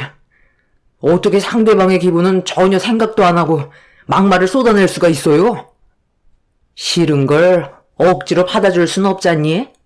네가 마음에 든다고 엄마까지 마음에 들어야 하니? 내 남은 인생 얼굴 붉히면서 살고 싶지 않다. 차라리 이럴 바엔 어머니가 없는 게 오히려 더 나을 뻔했어요. 어머니도 정상은 아니었잖아요. 병은 달랐어도 아픔은 같을 줄 알았는데 그건 제 착각이었네요. 어머니가 이런 식으로 내 인생을 망쳐놓으면 저도 더 이상 얼굴 보며 살아갈 수 없어요. 어머니 얼굴 보기만 하면 저 사람한테 상처 준 게 생각나는데 어떻게 살아갈 수 있겠어요? 저도 그만 나가볼게요. 앞으로 혼자서 평생 원하는 대로 살아가세요. 새롭게 태어났을 때 저와 했던 약속은 아무것도 아니었던 거죠? 나는 오르지. 네가 행복하길 바래서 이런 결정을 내린 것뿐이야.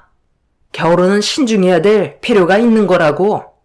단순한 감정에 이끌려 하는 결혼을 했다가 남은 인생 망치고 싶니? 엄마가 다시 새 삶을 얻었을 때 어떤 생각을 했는지 알아? 내 아들의 인생은 행복만 가득했으면 좋겠다고 생각했었어. 좋은 집안의 여자 만나서 앞으로의 삶이 조금 더 윤택해졌으면 하는 바람이었다고. 그런데 보잘것없는 거지 같은 집안의 여자를 데려왔는데 내 기분이 어땠을 것 같니? 내가 상상했던 재력 있는 집안의 며느리감이 아닌 밑바닥 인생만 살아가면서 자식 하나 대기업 겨우 보내 입에 풀칠할 정도 먹고 사는 그런 집안의 딸을 데려왔을 때 엄마가 얼마나 실망스러워할지 너는 그런 건 생각 안 해봤어? 지금은 네가 전연에 대한 감정이 아직 남아있으니까 엄마한테 서운할 순 있겠지만 나중에 능력 좋은 여자 만나면 엄마 말 듣길 잘했다고 생각할 거다. 그때 분명 엄마한테 고마워하게 될 거라고. 그러니 잠깐의 아픔 때문에 엄마와 연을 끊겠다는 그런 말은 하지 않았으면 좋겠다. 저 사람들은 그냥 스쳐 지나가는 사람들일 뿐이야. 능력 좋은 남자 만나서 인생 고쳐보려고 접근한 사람들이라고. 저기요 아줌마, 말이 정말 심한 거 아니에요? 아무리 내가 마음에 안 든다고 하지만 그렇다고 막말까지 할 필요는 없잖아. 거지 같은 집안이라고? 아줌마는 뭐 얼마나 잘났다고 저 사람한테까지 상처를 주면서 우리 결혼을 반대하는 건데 나도 이런 기분으로 결혼하고 싶은 생각은 조금도 없어. 갑자기 이게 웬 소란이야? 내가 잠깐 늦게 왔다고? 벌써 일을 저지른 거야? 당신 나랑 어제 대화한 거 벌써 까먹은 거야? 좋게 넘어가기로 했잖아. 예비 사돈어른이 바쁜 일정이 끝났는지 상견례 자리에 급하게 들어오자마자 눈앞에 펼쳐진 광경을 보고 많이 놀란 듯 보였습니다. 전날의 예비 안사돈과 결혼 문제 때문에 진지하게 대화를 나눈 것 같긴 했지만 예비 사돈어른과 했던 약속과는 다른 전개로 흘러갔는지 당황스러운 얼굴로 저희 가족의 흥분을 가라앉히기 위해 상황을 좋게 풀어가려 했지만 예비 안사돈이 바깥소돈의 말을 싹둑 잘라버린 뒤 또다시 저와 제 딸에게 상처되는 막말을 쏟아내었습니다.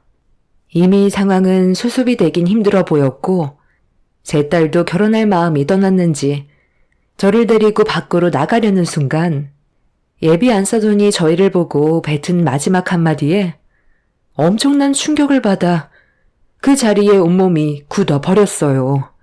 그리고 먼저 세상을 떠난 남편이 떠올라 결국 눈물을 쏟아내게 되었습니다. 세상에 이런 우연이 있을 줄 누가 알았겠어? 먼저 떠난 그 댁 부근의 신장이 나한테 올 거라곤 전혀 상상하지 못했었는데 따님이 우리 가족한테 과거에 대한 얘기했을 때 너무 놀랐었네요. 한국 현행법상 기증자와 수혜자가 서로의 정보를 알 수 없다는 거 알고 있죠? 사고로 내사 판정받은 부검께서 기증하겠다고 했을 때 제가 신장 이식을 받을 차례였어요. 그래서 다행히도 무사히 수술을 받을 수 있었고 지금까지 그분에 대해 고마움에 잘 살고 있었는데 내 아들이 결혼하겠다고 데려온 여자가 자신의 삶에 대해 얘기를 하다가 본인 아빠가 사고로 떠난 뒤 장기 기증을 했다는 말을 들었을 때 내가 기증받았던 날과 비슷한 시기더라고요. 이 사람도 뭔가 이상함을 느꼈는지 좀 더 자세하게 물어봤었고 고마운 마음에 장기 기증원에 보냈던 서신이 있어서 그런 편지를 받은 적이 있냐고 물어보니까 매년마다 편지를 받았던 적이 있다는 말을 듣게 되면서 부군께서 나에게 신장을 이식해준 사람이라는 걸 알게 된 거예요. 그런데 내가 이런 사실을 알았다고 해서 무작정 결혼을 성사시켜야 되는 건 아니지 않습니까? 고마운 건 고마운 거고 내 아들의 결혼은 현실인데 뭣도 없는 거지 같은 집안에 내 아들을 보내면 이런 사실을 상대편에서도 자연스럽게 알게 될 테고 그럼 나는 평생 고개 숙이면서 은인 떠받들듯 살아야 되는데 내가 왜 그런 불편한 길을 선택하겠어요? 기증해준 건 고마운 일이지만 저는 따님을 인정해줄 수 없습니다. 저는 정상적인 집안을 원한다고요. 딸과 저는 전혀 상상하지 못했던 말을 들어서 엄청난 충격에서 헤어나오지 못했고, 예비사이도 이런 사실을 처음 알았는지 경악을 했어요. 그런데 예비 안사돈의 말이 끝남과 동시에 바깥사돈이 예비 안사돈의 뺨을 사정없이 후려치면서 분노를 표출했습니다. 저희 남편의 신장이 아니었다면 벌써 떠났을 사람이 감사한 줄 모르고 생명 좀 연장됐다고 막말을 퍼부으면 되냐고 목소리를 높여 화를 냈어요. 좋은 뜻에서 남편의 장기를 기증했는데 이런 상처로 돌아오게 될 줄 꿈에도 몰랐어요. 매년마다 장기 기증원에서 저희 앞으로 편지를 보내준 적이 있었는데 편지를 받은 시기는 저희 남편이 기증했던 날이었어요. 그리고 그날을 잊지 않고 감사함을 기억한다면서 장문의 편지를 받았었죠. 예비 사돈어른은 제 딸이 결혼하겠다고 인사를 드리러 갔을 때 딸이 자신의 삶에 대해서 얘기하다가 자기 아빠가 어떤 삶을 살다가 떠나게 되었고 기증까지 했었다는 말을 했을 때 예비 안사돈이 신장 이식을 받았던 날짜와 비슷하게 떨어져 그렇게 감사함의 편지도 보내는 사람들이 있냐고 물어봤는데 제 딸이 매년 장문의 편지를 보내주시는 분이 계시다는 말을 꺼내는 순간 저희 남편이 신장을 기증해 줬다는 걸 알게 되었던 거죠. 사돈어른은 당연히 제 딸과 예비 사이의 결혼을 허락했지만 안사돈은 다른 시선으로 바라봤던 거였어요. 나중에 안사돈이 저희 남편의 신장을 이식받았다는 걸 알게 된다면 금전적인 요구를 해올 거고 더한 것도 요구할지도 모른다면서 저희 가족을 함부로 판단하고 있었습니다. 남편의 기증을 선택했을 때 가슴이 찢어질 정도로 아팠는데 이런 문제로 결혼에 대해 고민하고 있었다는 말을 듣게 되자 먼저 떠난 남편이 너무 불쌍했고 좋은 마음에 기증을 해줬던 거에 대해 후회가 밀려와 그 자리에서 주저앉아 눈물을 쏟아내 버렸습니다. 안사돈은 사돈어른한테 뺨을 맞게 되자 분노를 표출했고 저희 가족에게 막말을 더 쏟아내 버렸어요. 감사한 건 감사한 거고 자기 아들의 결혼은 별개 문제라면서 다시는 자기 아들 볼 생각하지 말라며 단호하게 결혼을 반대했습니다. 예비 사이는 자기 엄마에게 많이 실망을 했는지 2번 다시 찾지 않겠다며 상견례 자리를 박차고 나갔지만 안사돈은 눈 하나 깜빡하지 않더군요. 그제야 안사돈이 왜 이렇게 예민하게 나왔는지 알 수 있게 되었고 씻을 수 없는 상처를 받아 제정신이 아니었던 저와 딸은 남편의 기증을 후회했어요. 사돈어른은 저와 제 딸에게 용서를 구했지만 이미 너무 큰 상처를 받아 전혀 위로가 되지 않았습니다. 좋은 마음에서 우러나와 했던 일이 저희 가족에게 상처로 되돌아오게 될 줄 몰랐는데 일이 이렇게 되어버리게 되자 과거의 선택을 되돌리고 싶었습니다. 사돈어른은 안사돈에게 용서를 구하라고 했지만 자기는 아들의 인생을 위해서라도 단호하게 결정할 수밖에 없었다면서 자기 잘못은 없다는 말을 끝으로 자리에서 일어났어요. 그렇게 저희 가족을 밀치고 밖으로 나가려는 순간 제 딸이 분노해 버렸습니다. 예비 안사돈에게 자기 아빠의 신장을 다시 되돌려달라면서 머리채를 잡아 사정없이 흔들어 버렸네요. 우리 아빠가 당신 같은 인간을 위해 기증을 해줬는지 알아? 당장 내놔. 우리 아빠의 신장이 당신 몸속에 있는 것 자체가 소름 끼치게 싫으니까 당장 내놓으라고. 이미 나한테 들어온 걸 어떻게 돌려줘? 네가 우리 집안에 들어오면 이런 걸로 돈 뜯어내려는 거 내가 모를 줄 알아? 나한테 기증해줬으니까 우리 아들한테 이걸로 엄청 부려먹으려 했겠지? 나는 그 꼴 절대 못 보지. 평생 고개 숙이며 사는 거 나는 용납 못한다고. 거지 같은 것들이 신장 하나 줬다고 어딜 붙어먹으려 들어?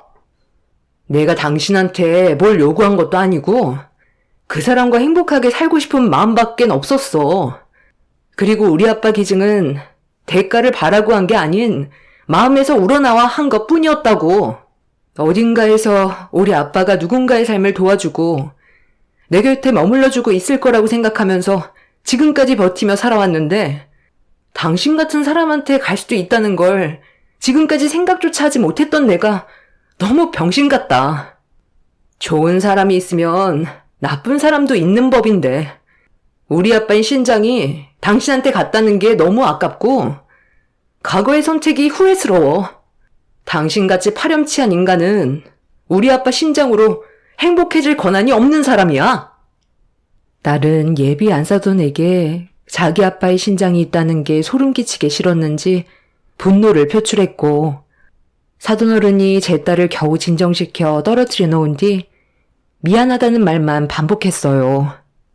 그렇게 한바탕 난리를 친 뒤 저희 가족은 집으로 다시 돌아왔지만 정상적인 생활은 거의 불가능할 정도로 힘든 시간을 보내왔습니다.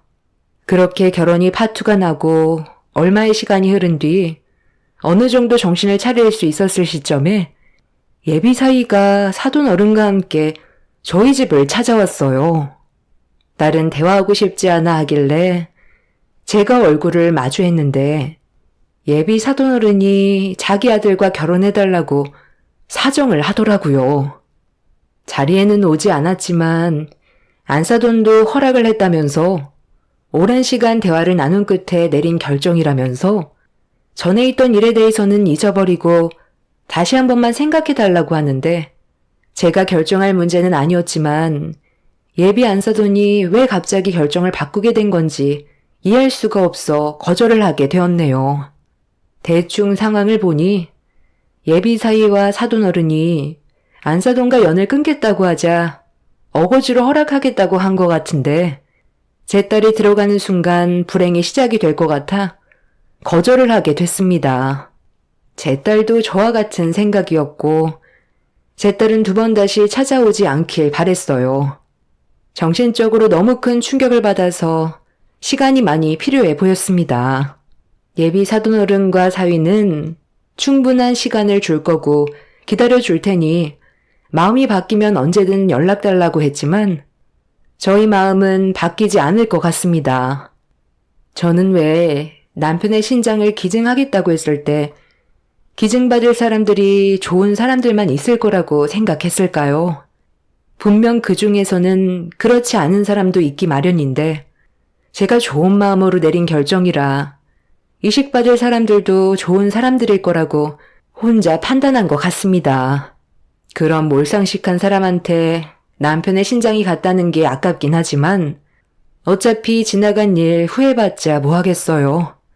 다시 되돌려 받을 수 있는 것도 아니고 달라지는 것도 없는데 안 좋은 생각을 해봤자 우울하기만 할 것 같아 최대한 좋은 쪽으로만 보려고 노력하고 있는 중입니다. 어차피 모든 상황 끝났고 저와 제 딸의 앞날만 보려고요. 이번 계기로 인해 저와 제 딸은 서로에게 더 많은 걸 의지하게 되었지만 딸이 하루빨리 좋은 남자 만나서 행복해졌으면 좋겠어요. 최근에 그 집안 소식을 딸을 통해 듣게 됐는데 남편의 신장을 받았던 그 사람이 갑자기 신장 면역 반응 이상 증세가 나타나기 시작해서 병원에 다시 입원을 했다고 하네요. 신장 이식을 한번 받게 되면 평생 괜찮을 줄 알았는데 알고 보니 이식받은 신장이 10년 이상 되면 수명이 거의 다 돼서 면역 거부 반응이 갑자기 생겼다고 합니다. 그 사람이 갈 때가 되면 가겠지만 저희가 받은 아픈 기억이 있기 때문에 그 사람이 떠난다 해도 제 딸과 결혼을 진행시키고 싶지는 않네요. 비록 이번 결혼은 실패했지만 더 좋은 사람이 찾아오겠죠. 여러분들께서 저희 가족에게 힘이 되어줄 수 있는 격려적인 한마디 해주시면 정말 감사하겠습니다. 추운 날 건강 조심하시길 바랍니다. 감사합니다. 안녕하세요. 사랑하는 남편을 만나 결혼을 하고 많은 일을 겪었어요. 제 인생은 그저 평범할 거라고 늘 생각했었는데 인생은 생각한 대로 흘러가지 않는다는 말이 딱 들어맞았죠. 남들이 다 하는 평범한 연애를 하고 결혼을 했지만 남편은 가부장적인 사람이었어요. 그래도 내 가족밖에 모르고 어디서나 당당한 남편에게 이끌려 그렇게 한 결혼이었고, 결혼하고 아이를 낳았지만 단 한 번도 육아나 집안일에 전혀 도움을 주지 않는 남편이었습니다. 전 그게 당연한 줄 알고 여태까지 살았었고, 그런 남편이 간혹 야속할 때도 많았는데, 남편보다 저에게 더한 건 아들 하나 있는 유세로 온갖 구박을 다하던 시어머니의 시집살이였어요. 우리 주말에 유성이 데리고 에버랜드나 다녀오자. 유성이가 학교 갔더니 친구들이 그렇게 자랑을 하더래. 우리도 가보자. 그런 건 집에 있는 네가 알아서 신경 써야지.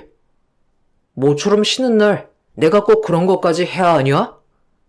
남자가 돈 벌어다 주면 알아서 집안 내조를 해야 할 거 아니야. 애들이야 내버려두면 알아서 클 건데 꼭 그거 한마디에 신경을 써 쓰기를. 유성이 나 혼자 낳았어? 당신 아들이기도 해. 그리고 이렇게 아무것도 안 할 거면 결혼은 왜 했고 아이는 왜 낳은 거야? 남자 알기를 개똥으로 아는구먼. 내가 밖에 나가서 얼마나 고생하는데. 지금 집안에서 바가지 긁는 거야? 안 되겠네. 맞잖아. 내 말이 틀려? 다른 집 아빠들은 일 다녀와서도 자식들이랑 시간도 많이 보내준다는데 자기는 어쩌다 애가 아빠랑 놀고 싶은 신용하면 피곤하다는 기색. 알아서 저기서 놀라고나 하고. 나한텐 괜찮지만 유성이는 아직 아이잖아. 나 어릴 땐 그런 거 없어도 알아서 잘 컸어. 그리고 너 생활비 좀 아꼈어. 가계부 가져와봐. 어디에 뭘 쓰나 좀 보게. 아, 여기서 더 아껴 쓰라고? 너무한다. 나 자기가 주는 돈 쪼개서 쓰는 거 알잖아. 내 것도 안 사고 안 입고 하는 건데. 남편은 집안에서 일어나는 모든 일은 제가 다 해결하길 바라는 사람이었어요. 애초에 가부장적인 건 조금 알았지만 살면서 놀랄 때가 한두 번이 아니었죠. 그리고 생활비 하나하나 체크를 하며 저에게 늘 잔소리를 하였어요. 창피하지만 결혼 후 오랫동안 사회 경력이 단절된 저로서는 남편이 벌어다주는 돈으로 살림을 하였거든요. 그래서 그런지 늘 돈을 타서 쓸 때마다 눈치가 보이는 건 사실이었어요. 그러나 저한테 어느 정도 그러는 거야 괜찮았지만 하나뿐인 아이에게까지 그런 모습을 보여준다는 게 아이가 불쌍했어요. 우리가 원해서 낳은 아이한테 부모 노릇을 제대로 해주지 못하는 것 같아 미안한 마음이 들었거든요. 예, 밖에 나가서 힘들게 일하는데 넌 꼭 집에 와서 바가지를 긁어야겠니? 이래서 뭘 보고 배운 게 있어야 집에서도 내조를 잘하지. 너네 엄마가 너 그렇게 가르치던? 하여튼 아빠 없이 자란 티를 꼭 이런 데서 낸다니까. 우리 아들 바가지 그만 긁어. 어머님, 여기서 제 아빠 얘긴 왜 나와요? 어려서 돌아가시고 저 역시 마음의 상처가 큰데 그런 말씀 안 해주셨으면 좋겠어요. 내가 이런 말 안 하게 네가 잘해야 할 거 아니야? 전 병철이가 너랑 결혼한다고 왔을 때 내가 양친 부모 다 있냐고 그것부터 물어봤다. 그게 얼마나 큰 줄 알아? 이제 와서 이런 말 뭐하려 하겠냐만. 하여튼 너 우리 아들 바가지 긁기만 해. 너네 친정엄마가 니네 아빠한테 하는 걸 못 봤으니까 네가 내 아들한테 그렇게 막대하는 거 아니야? 이래서 보고 배운 게 무서운겨. 그리고 병철이 말 틀린 거 하나 없다. 너 가계부 똑바로 적어. 오늘도 밥상 반찬이 해프더구만. 돈을 어디다 쓰는 건지. 양친부모 없는 게 어디 제 잘못인가요? 어머님도 혼자 자랐다고 들었어요. 그렇게 저 폄하하지 않으셨으면 좋겠어요. 나 때랑 너 때랑 같니? 난 보고 배운 거 없었어도 알아서 병철 아빠한테 잘했어. 남자는 하늘, 여자는 땅. 알겠니? 시어머니는 아들 하나에 벌벌 떠셨기 때문에 제가 남편과 말다툼을 하려고 하면 언제나 저에게 참견을 하셨어요. 그리고 아빠가 안 계시는 저에게 아빠 없이 자라서 이렇게 된 거라며 늘 핀잔을 주셨고요. 사실 전 어려서 아빠가 일찍 돌아가시고 엄마와 제 동생 이렇게 세 식구끼리 살았거든요. 월남전에 참전하신 아빠는 총을 맞았고 한참을 살아계시다가 결국 총알이 몸속에 박혀있다는 걸 뒤늦게 알고 수술까지 했지만 결국엔 제가 7살 때 돌아가신 거예요. 저에겐 큰 아픔이자 상처였지만 그걸 알고도 시어머니는 늘 저의 아픔을 들쑤시며 친정을 폄하하고 저에게 대놓고 뭐라고 하는 날이 허다한 날들이었죠. 아니 너희 아빠 월남전 참전했다가 돌아가셨다면서 무슨 혜택 같은 것도 없는 거야? 어쩜 그러니? 그래도 국가유공자인데 모아놓은 돈도 없고 우리 아들 같은 사이 얻었으면 진정해서 뭐라도 하나 해줘야 할 거 아니니? 내 말이 틀려? 어머님은 저 뭐라도 해주셨나요? 전 어머니 정말 엄마처럼 잘 따르고 잘 살고 싶어요. 그러니까 그렇게 말씀하지 마세요. 그리고 아빠 연금은 엄마가 관리하시는 거죠. 제가 이러쿵저러쿵 할 일이 있나요? 이제 이런 얘기 그만하고 잘 지내봐요. 아이고 아주 무섭다 무서워. 뭐만 하면 실밀 저렇게 가르쳐대니 내가 뭔 말을 하겠어? 이제 며느리 눈치도 보랴? 잘 지내는 건 너하기 달린 거야. 집에서 네가 하는 일이 뭐야? 고분고분 내조하고 잘 보필 잘하면 그게 왔다인데. 에이구. 남편이 벌어다 주는 돈으로 팔자 좋게 집에 있는 거면 알아서 잘해. 네가 이혼당하면 어디 갈 데나 있어? 여기 잘 붙어 있어야지. 형편상 시어머니와 같이 살았기 때문에 매번 시어머니는 잔소리를 하셨고 그래도 든든한 내 가정, 내 울타리라 여기며 살았어요. 그러던 어느 날 화장대 서랍에서 호텔 라운지 이용 티켓 2장이 있었고 며칠 뒤 다가오는 결혼기념일을 기념하러 남편이 준비해뒀구나라고 생각을 하게 되었어요. 가부장적인 사람이어도 츤데레적인 면모가 있던 사람이었기에 늘 실망을 줬다 기쁨을 줬다 하는 사람이었거든요. 그 라운지 티켓을 보고 그날만을 기다렸고 그날이 다가왔을 때 전 한껏 꾸미고 남편을 만나러 라운지로 갔어요. 당연히 화장대 서랍에 있는 것을 보고 오라고 한 줄 단단히 착각을 했던 거죠. 늘 저만 보면 돈돈하는 남편이었지만 그래도 결혼기념일은 케이크라도 챙겨주는 사람이었기 때문에 기대에 부풀었었거든요. 하지만 호텔 라운지에 도착했을 땐 제 눈을 의심했고 거기엔 남편과 웬 젊은 여자가 호텔 라운지로 들어가고 있더라고요. 오빠 와이프는 그렇게 멍청해? 어떻게 남편이 몇 년 동안 바람 피우는 것도 몰라? 아, 진짜 웃긴다. 미련하기도 하지. 무식하고 미련해. 집에서 하는 일이라곤 밥순이인데 밖의 생활을 뭘 알겠어? 알려고 하지도 않아. 그저 지만 놀아달래지. 이래서 여자도 일을 해야 해. 집에만 있으니까 남편을 들들 볶는 거 아냐. 오빠, 너무 고생 많겠다 정말. 힘들겠어. 그래도 어쩌냐. 자식 보고 살아야지. 애만 없었으면 밥만 축내는 여편네랑 당장 이혼했지. 뭐가 좋다고 같이 살아? 아마 너랑은 정반대일걸? 넌 이렇게 화려하고 예쁜데 그 여편네는 얼굴에 김이며 옷도 추레하고 생각만 해도 싫다. 아무것도 안 하면서 돈은 또 얼마나 펑펑 써댔는지. 집에서 살림만 하는 사람이 뭔 돈이 필요하다고. 하여튼 별로야. 오빠, 나 만나서 눈이 너무 높아진 거 아니야? 그러면 안 되는데.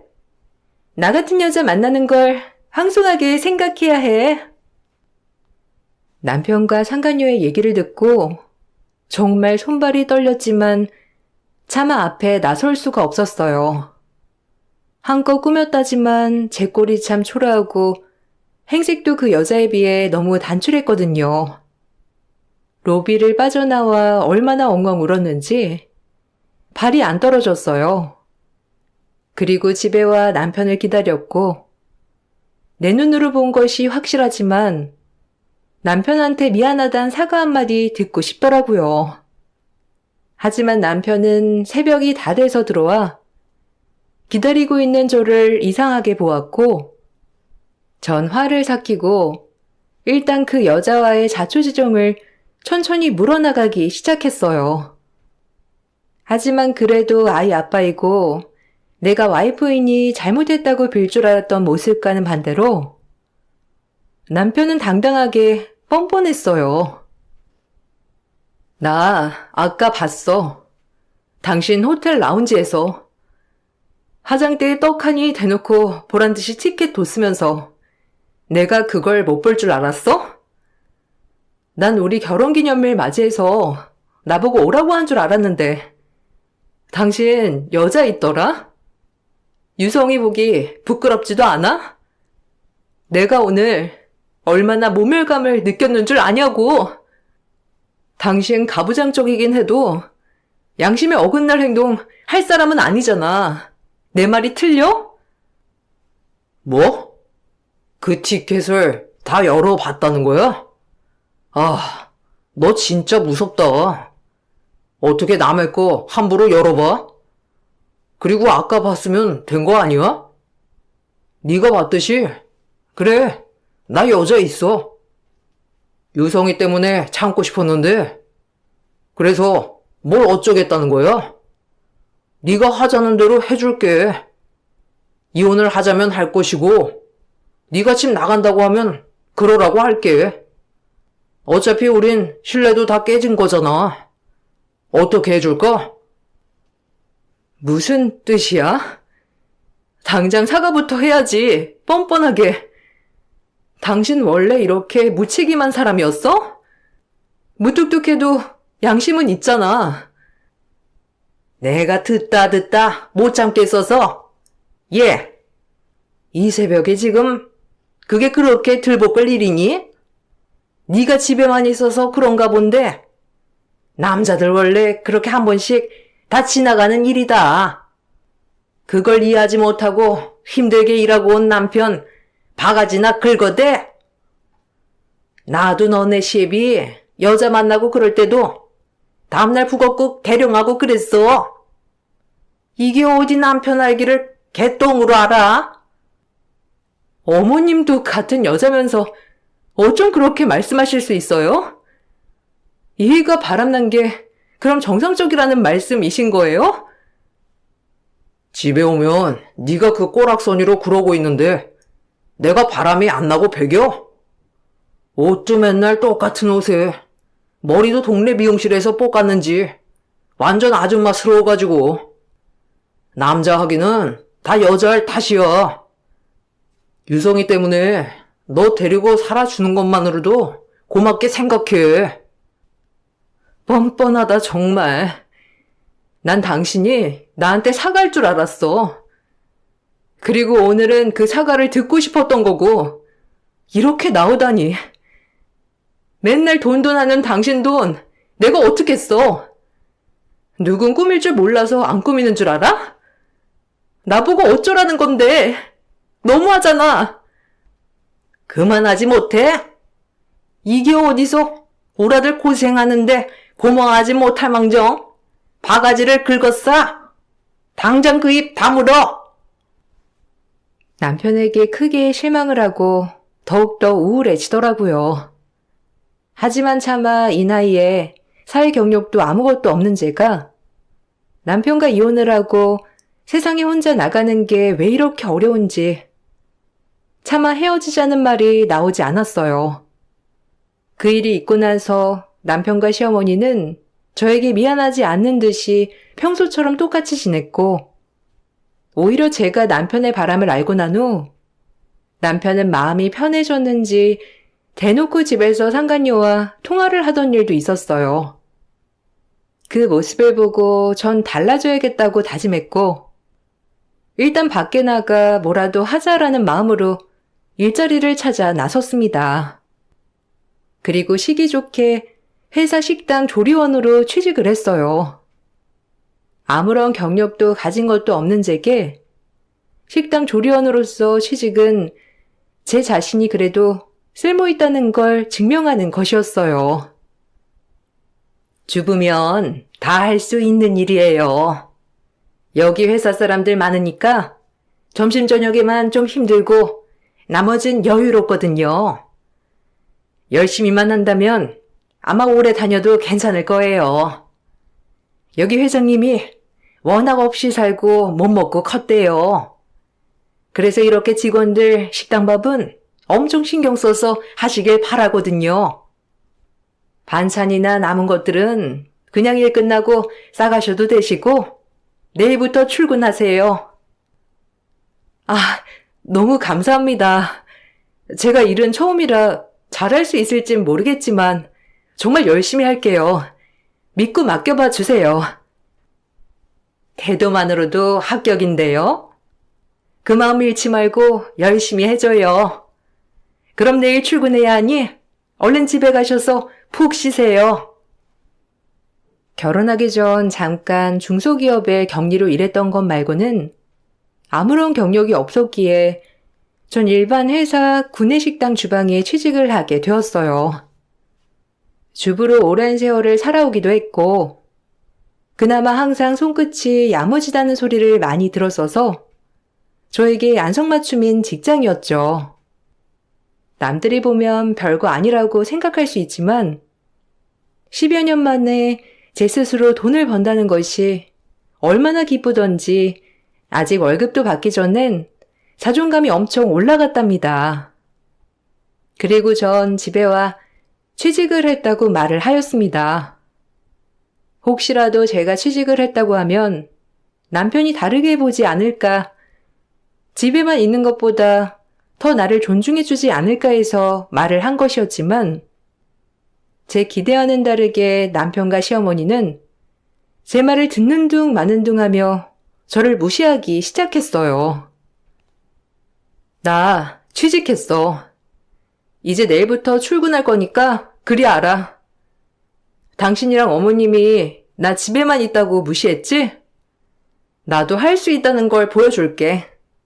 그러니까 어머님, 저 내일 낮에 집에 없을 거예요. 식사는 어머님이 챙겨 드셔야 할 거예요. 주말엔 쉬고요. 네가 취직을 했다고? 너 같은 게 어딜 취직해? 푼돈 벌어오는 거라면 당장 때려치워라.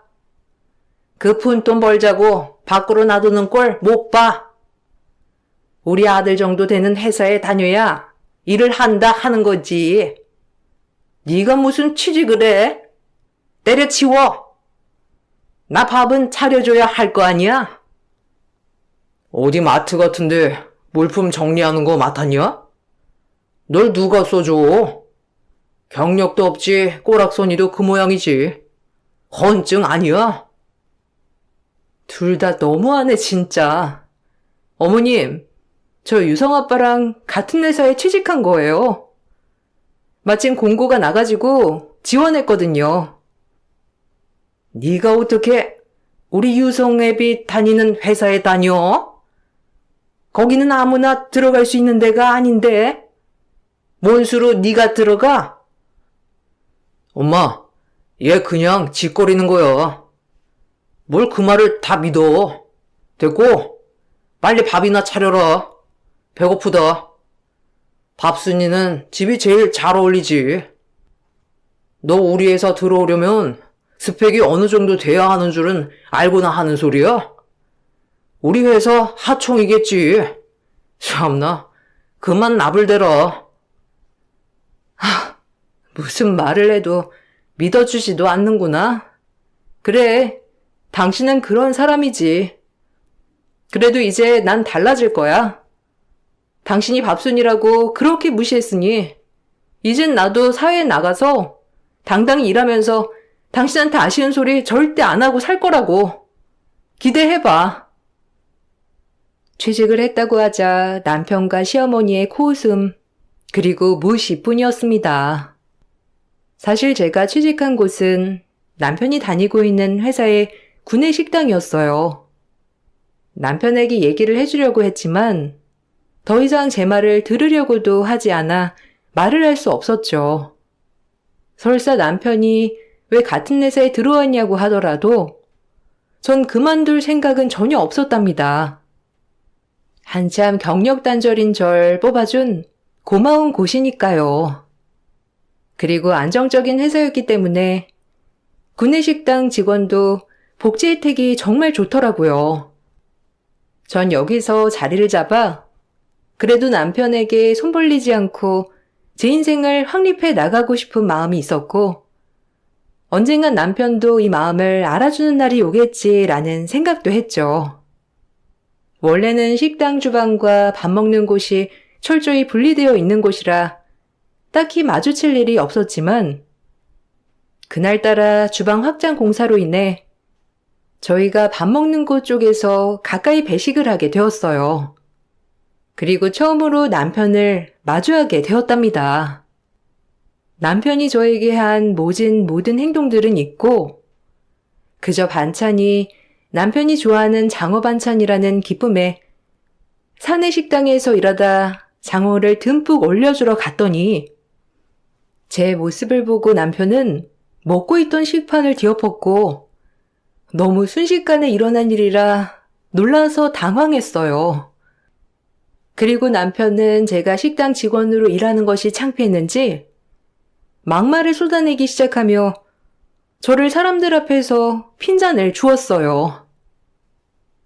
네가 왜? 아니, 이제 하다 별? 야, 나 거지 같은 거랑 산다고 광고하냐? 지금 이게 뭐 하는 거야?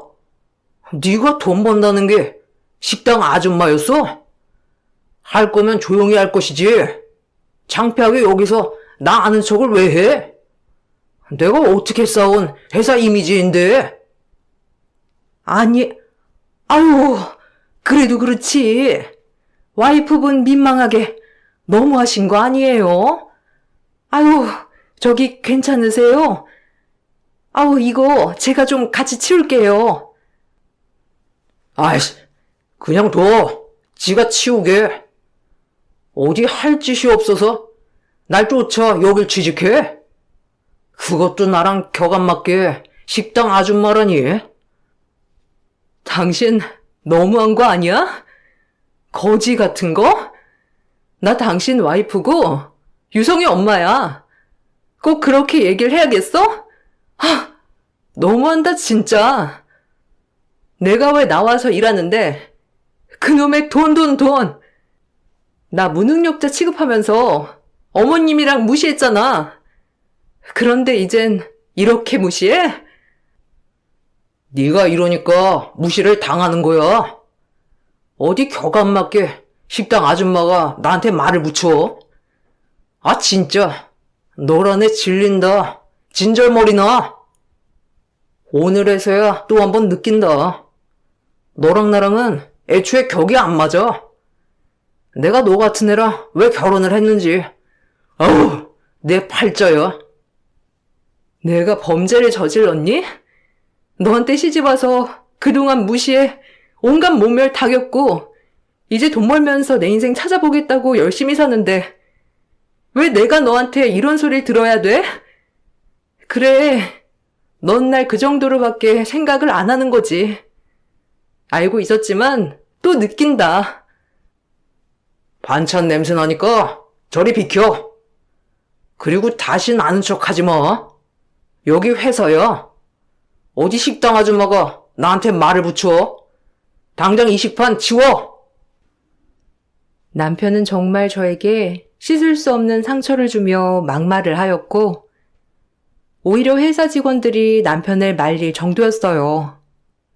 한편으론 절 참 안쓰럽게 보면서 동정도 해주었고, 인생을 살면서 이렇게 수치스러운 일이 있을 수 있나 싶은 하루였습니다. 제가 남편에게 악을 쓰고 대들자, 그때 마침 지나가던 분이 저에게 다가오더니 한참 제 얼굴을 살펴보고선 놀란 모습을 보이며 입을 뗐어요. 그리고 곧이어 그 입에서 나온 말은 저는 물론이고 남편 그리고 그 직원들까지 놀라기 다분했죠. 마지야. 너 여기서 뭐 하는 거야? 나 모르겠니? 어릴 때랑 아주 똑같아서 한눈에 알아보겠어. 이렇게 만나다니. 나니 큰아버지다. 나 기억하겠어? 내가 너희 가족을 얼마나 찾았는데 여기서 만나니? 그리고 꼴은 이게 뭐야? 설마 우리 회사 구내식당에서 일하는 거냐? 이렇게 만나는 거 보면 핏줄은 핏줄인가 보다. 내가 널 만나면 무슨 말을 할까 수없이 되뇌었는데 막상 보니 미안하다는 말밖엔 할 말이 없구나. 어떻게 된 거야? 그동안 어떻게 살았어? 나 좀 찾아주지. 큰 아버지라고요? 잘 살고 있을 줄은 알았는데 이 정도로 잘 살고 있을 줄은 몰랐네요. 참 인생 불공평하죠? 미안하다. 네가 그렇게 말하는 거 다 이해해. 내 잘못이 크지. 아마 나 때문에 너도 이렇게 힘들게 일하는 거고. 알고 보니 저에게 맞으라고 했던 사람은 남편 회사의 창업주였어요. 그리고 그분은 제 큰 아버지였습니다. 아마 장례식 이후로 처음 봤지만 큰아버진 절 기억하고 있었어요. 아빠가 살아계실 때까지만 해도 왕래가 잦고 큰아버진 절 굉장히 귀여워해 주셨거든요. 하지만 아빠가 돌아가시고 큰아버진 저희 아빠에게 남겨진 유산을 나눠주지 않고 당연하다는 듯 본인이 가져가서 이렇게 회사를 창업하고 지금까지 회사를 키운 것이었어요. 큰아버진 그 자리에서 남편에게 뺨을 날리며 말을 했어요. 감히 네가 내 조카를 하대해? 얘가 누군 줄 알고 그렇게 하대하는 거야? 내 하나뿐인 혈육이다. 그런데 네가 모든 사람들 앞에서 개망신을 줘? 이번 일 가만히 못 넘어가. 두고 보라고. 내가 어떻게 하는지 말이야. 아주 박살을 낼 거다. 남편의 행동을 유심히 보고 있다가 격노한 창업주가 절 부르고 나서 남편 인생 나락으로 떨어지기 시작했어요. 남편은 회사 회장님이 본인의 뺨을 날리고 저를 혈육이라고 칭하자 정신을 못 차리며 저와 큰아버지를 번갈아 보더라고요. 아니, 어떻게 회장님이 이 사람 핏줄이라는 거예요? 오늘 제가 화가 나서 그런 거지만 평소엔 얼마나 잘해주는데요. 당신 어서 말씀드려. 내가 당신한테 어떻게 대하는지. 회장님 오해하시겠다. 우리 엄청 사이좋은 부부잖아. 부부 같은 소리 하네. 네가 나한테 이렇게 대하는 거 한두 번이야? 그리고 큰아버지는 아빠 유산 다 가로채고 이제 와서 저한테 무슨 염치로 이렇게 아는 척 하시는 건데요? 그 돈으로 잘 먹고 잘 살면서 이제 와서 동정해 주시면 감사합니다 해야 하나요? 내가 너네 아빠 유산 가로채고 벌 받았다. 하나뿐인 내 아들 사고로 세상 떠나고 얼마나 피눈물을 흘렸는지.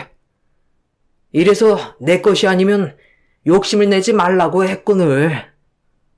너희한테 그렇게 하고 내가 벌 받은 거지.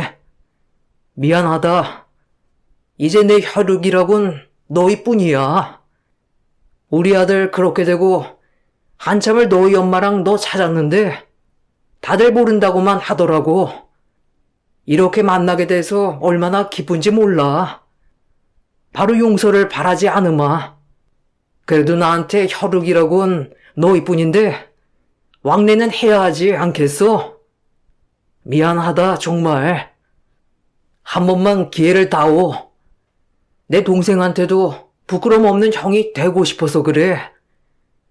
앞으로의 너희 가족 인생 내가 다 책임질 거야. 미안해. 자기야, 얼른 알겠다고 말씀드려. 아, 그럼 이제 제가 큰 아버님이라고 부르면 되나요? 저 평소에 잘해줍니다. 오해 마세요. 너 입 다물어. 네가 나한테 뭘 잘해줘? 너 바람 피우고 뻔뻔하게 나 무시했잖아. 네가 나한테 잘해준 적이나 있었니? 그때 당시 상황은 이러했어요. 저희 아빠가 돌아가시고 나서 한참 뒤 할아버지가 돌아가셨고 저희 아빠 앞으로 남겨진 유산을 큰아버지가 슬쩍 가로채신 거예요. 저희 엄마는 그때 돈도 없고 힘도 없어 그냥 뺏기고 말았답니다. 저희도 그렇게 큰아빠만 원망하고 살았는데 큰아버지는 모든 걸 다 이루셨음에도 불구하고 자식을 잃었다고 하더라고요. 그리고 그에 대한 대가가 본인이 욕심을 부려서 벌을 받은 것이라고 생각을 하셨죠. 이제라도 용서를 빌고 싶다고 하는데 사실 자식을 잃은 큰아버지를 보니 제 마음이 많이 무거웠어요. 저 역시 자식을 키우는 입장으로서 얼마나 가슴이 아플지 상상이 안 됐거든요. 큰아버지는 이제라도 모든 걸 제자리로 돌려놓고 싶다고 하시며 저에게 경영 수업을 받을 것을 권유했습니다. 그리고 제 남편을 보곤 절대 가만두지 않을 거라며 격려하셨고 아빠가 없는 저로선 이렇게 저를 위해 환해주시는 큰 아빠를 보니 내심 감정이 오묘해지더라고요. 아빠가 살아 돌아온 것 같은 마음이 들면서 또 한편으론 내 뒤에 누군가가 있다는 든든한 감정도 들었어요. 정말 진절머리 나게 원망도 했었지만 상황이 상황인지라 사실 고마운 마음이 먼저 들면서 별의별 생각이 다 들었죠. 이혼해라 당장. 모든 소송 비용이랑 이런 건 큰아빠가 다 대주마. 감히 내 조카를 저 따위로 대해? 절대 용서 안 해. 말만 해라. 회사에서 잘리는 건 물론이고 이 개통 다른 회사 이직도 못하게 만들어 줄 테니까. 지가 감히 주제도 모르고 어디서? 네, 이혼할게요. 어떻게 보면 이것도 제 기회 같네요. 당신 들었지? 그래, 거지 같은 거랑 살기 싫으니 이제 이혼해 줄게. 당신이 보는 것처럼 든든한 뒷배도 생겼겠다. 이제 내가 겁날 게 뭐가 있어? 인생 참 새옹지마라더니 내가 이렇게 될 줄 누가 알았겠냐고. 유성이 양육권, 친권 다 내가 가지고 올 거고 당신이랑 상간녀도 가만 안 둘 줄 알아. 이제 기대해봐. 내가 어떻게 하는지. 아니, 저기 회장님. 제 말 좀 들어보세요. 그동안 아무것도 없는 내 엄마 제가 먹여주고 재워줬는데 절 이렇게 대하다뇨. 정말 너무하세요. 그리고 얘기 들어보니 회장님도 애엄마네 유산 가로채서 이렇게 된 거라면서 저한테 이럴 자격 있나요? 뭐야? 네가 감히 우리 이야기를 입에 올려? 너란 놈 안 되겠다. 김 실장, 당장 저놈 책상 빼고 2개월에 입사 못하게 블랙 줘버려. 아니, 이렇게 권력을 마음대로 휘두르는 게 어디 있습니까? 당신이 무슨 말 좀 해봐. 큰 아버지라며. 나 이대로 둘 거야? 당신한텐 그게 어울리지. 인성 쓰레기가 어떻게 멀쩡히 살아갈 생각을 해? 당신이 나한테 그랬던 것처럼 뒷배를 얻은 것도 내 능력이니까. 이 능력 등에 없고 당신 가만 안 둘 줄 알아. 당신이 그렇게 원하던 이혼하자. 어디 이제 두고 봐. 내가 어떻게 하는지. 자기야, 원래 이렇게 모진 사람 아니잖아. 유성을 생각해서 좀 참아. 내가 초심으로 돌아가서 더 잘해줄게. 전 큰아빠에 대한 용서는 뒤로 한 채 일단 남편과 법정 싸움을 이어나가게 되었습니다. 다행히 큰아빠는 과거에 했던 잘못 때문인지 모든 소송 비용을 부담해 주셨고 본인이 알고 지내는 변호사를 붙여주었어요. 전 남편과 시어머니에게 그동안 받은 모욕과 정신적 피해 보상에 대한 위자료도 청구하였고 남편은 상간녀까지 고소하였습니다. 시어머니 또한 어이없어 하셨지만 한편으론 내심 제가 남편과 다시 잘해보기를 바라며 저를 설득시키려 하였는데 가증스러운 모자였습니다. 아니, 유성 엄마, 횟가닥 동거 아니냐? 지가 지금껏 누구 덕에 먹고 살았는데? 집에서 지가 한 게 뭐가 있다고 지금 애비한테 소송을 걸어? 아주 내가 기가 막힌다. 그리고 뭐? 나한테 정서적 괴롭힘을 당해? 야, 너 제정신이야? 이래서 양쪽 부모 없이 자란 애들은 거두는 게 아니라니까. 애비도 없이 자란 애가 뭘 알겠어? 너 어디 계속 그랬단 봐. 내가 가만 안 있을 줄 알아? 저기요, 당신 아들이나 똑바로 가르쳐요. 양쪽 부모 다 있어서 키운 당신 아들은 외도의 뻔뻔하기가 하늘을 찌르는데 그럼 그건 정상이고? 모 눈엔 뭐만 보인다더니 인성이 그따위니 평생을 친구 하나 없이 홀로 늙어가지. 속이 다 시원하다. 내가 화가 나서 막말을 좀 했는데 일단 이성을 찾아보자. 어떻게 인연이 모자르듯 잘라지겠니? 이제 네 마음, 네 심정 다 알았으니까 우리 말로 풀어보자고. 유성이가 얼마나 혼란스럽겠어. 그러니까 네 큰아빠한테도 말 잘해줘라. 애비가 회사 그만두면 어디를 가란 거야? 나이도 있는데 이직하기도 힘들 거 아니니. 애 아빠니까 좀 네가 신경 좀 써줘. 애 엄마인 난 신경 쓴 적이나 있어요? 당신들은 좀 당해야 돼. 유성 아빠 어떻게 되든 말든 이제 상관 안 할 거야.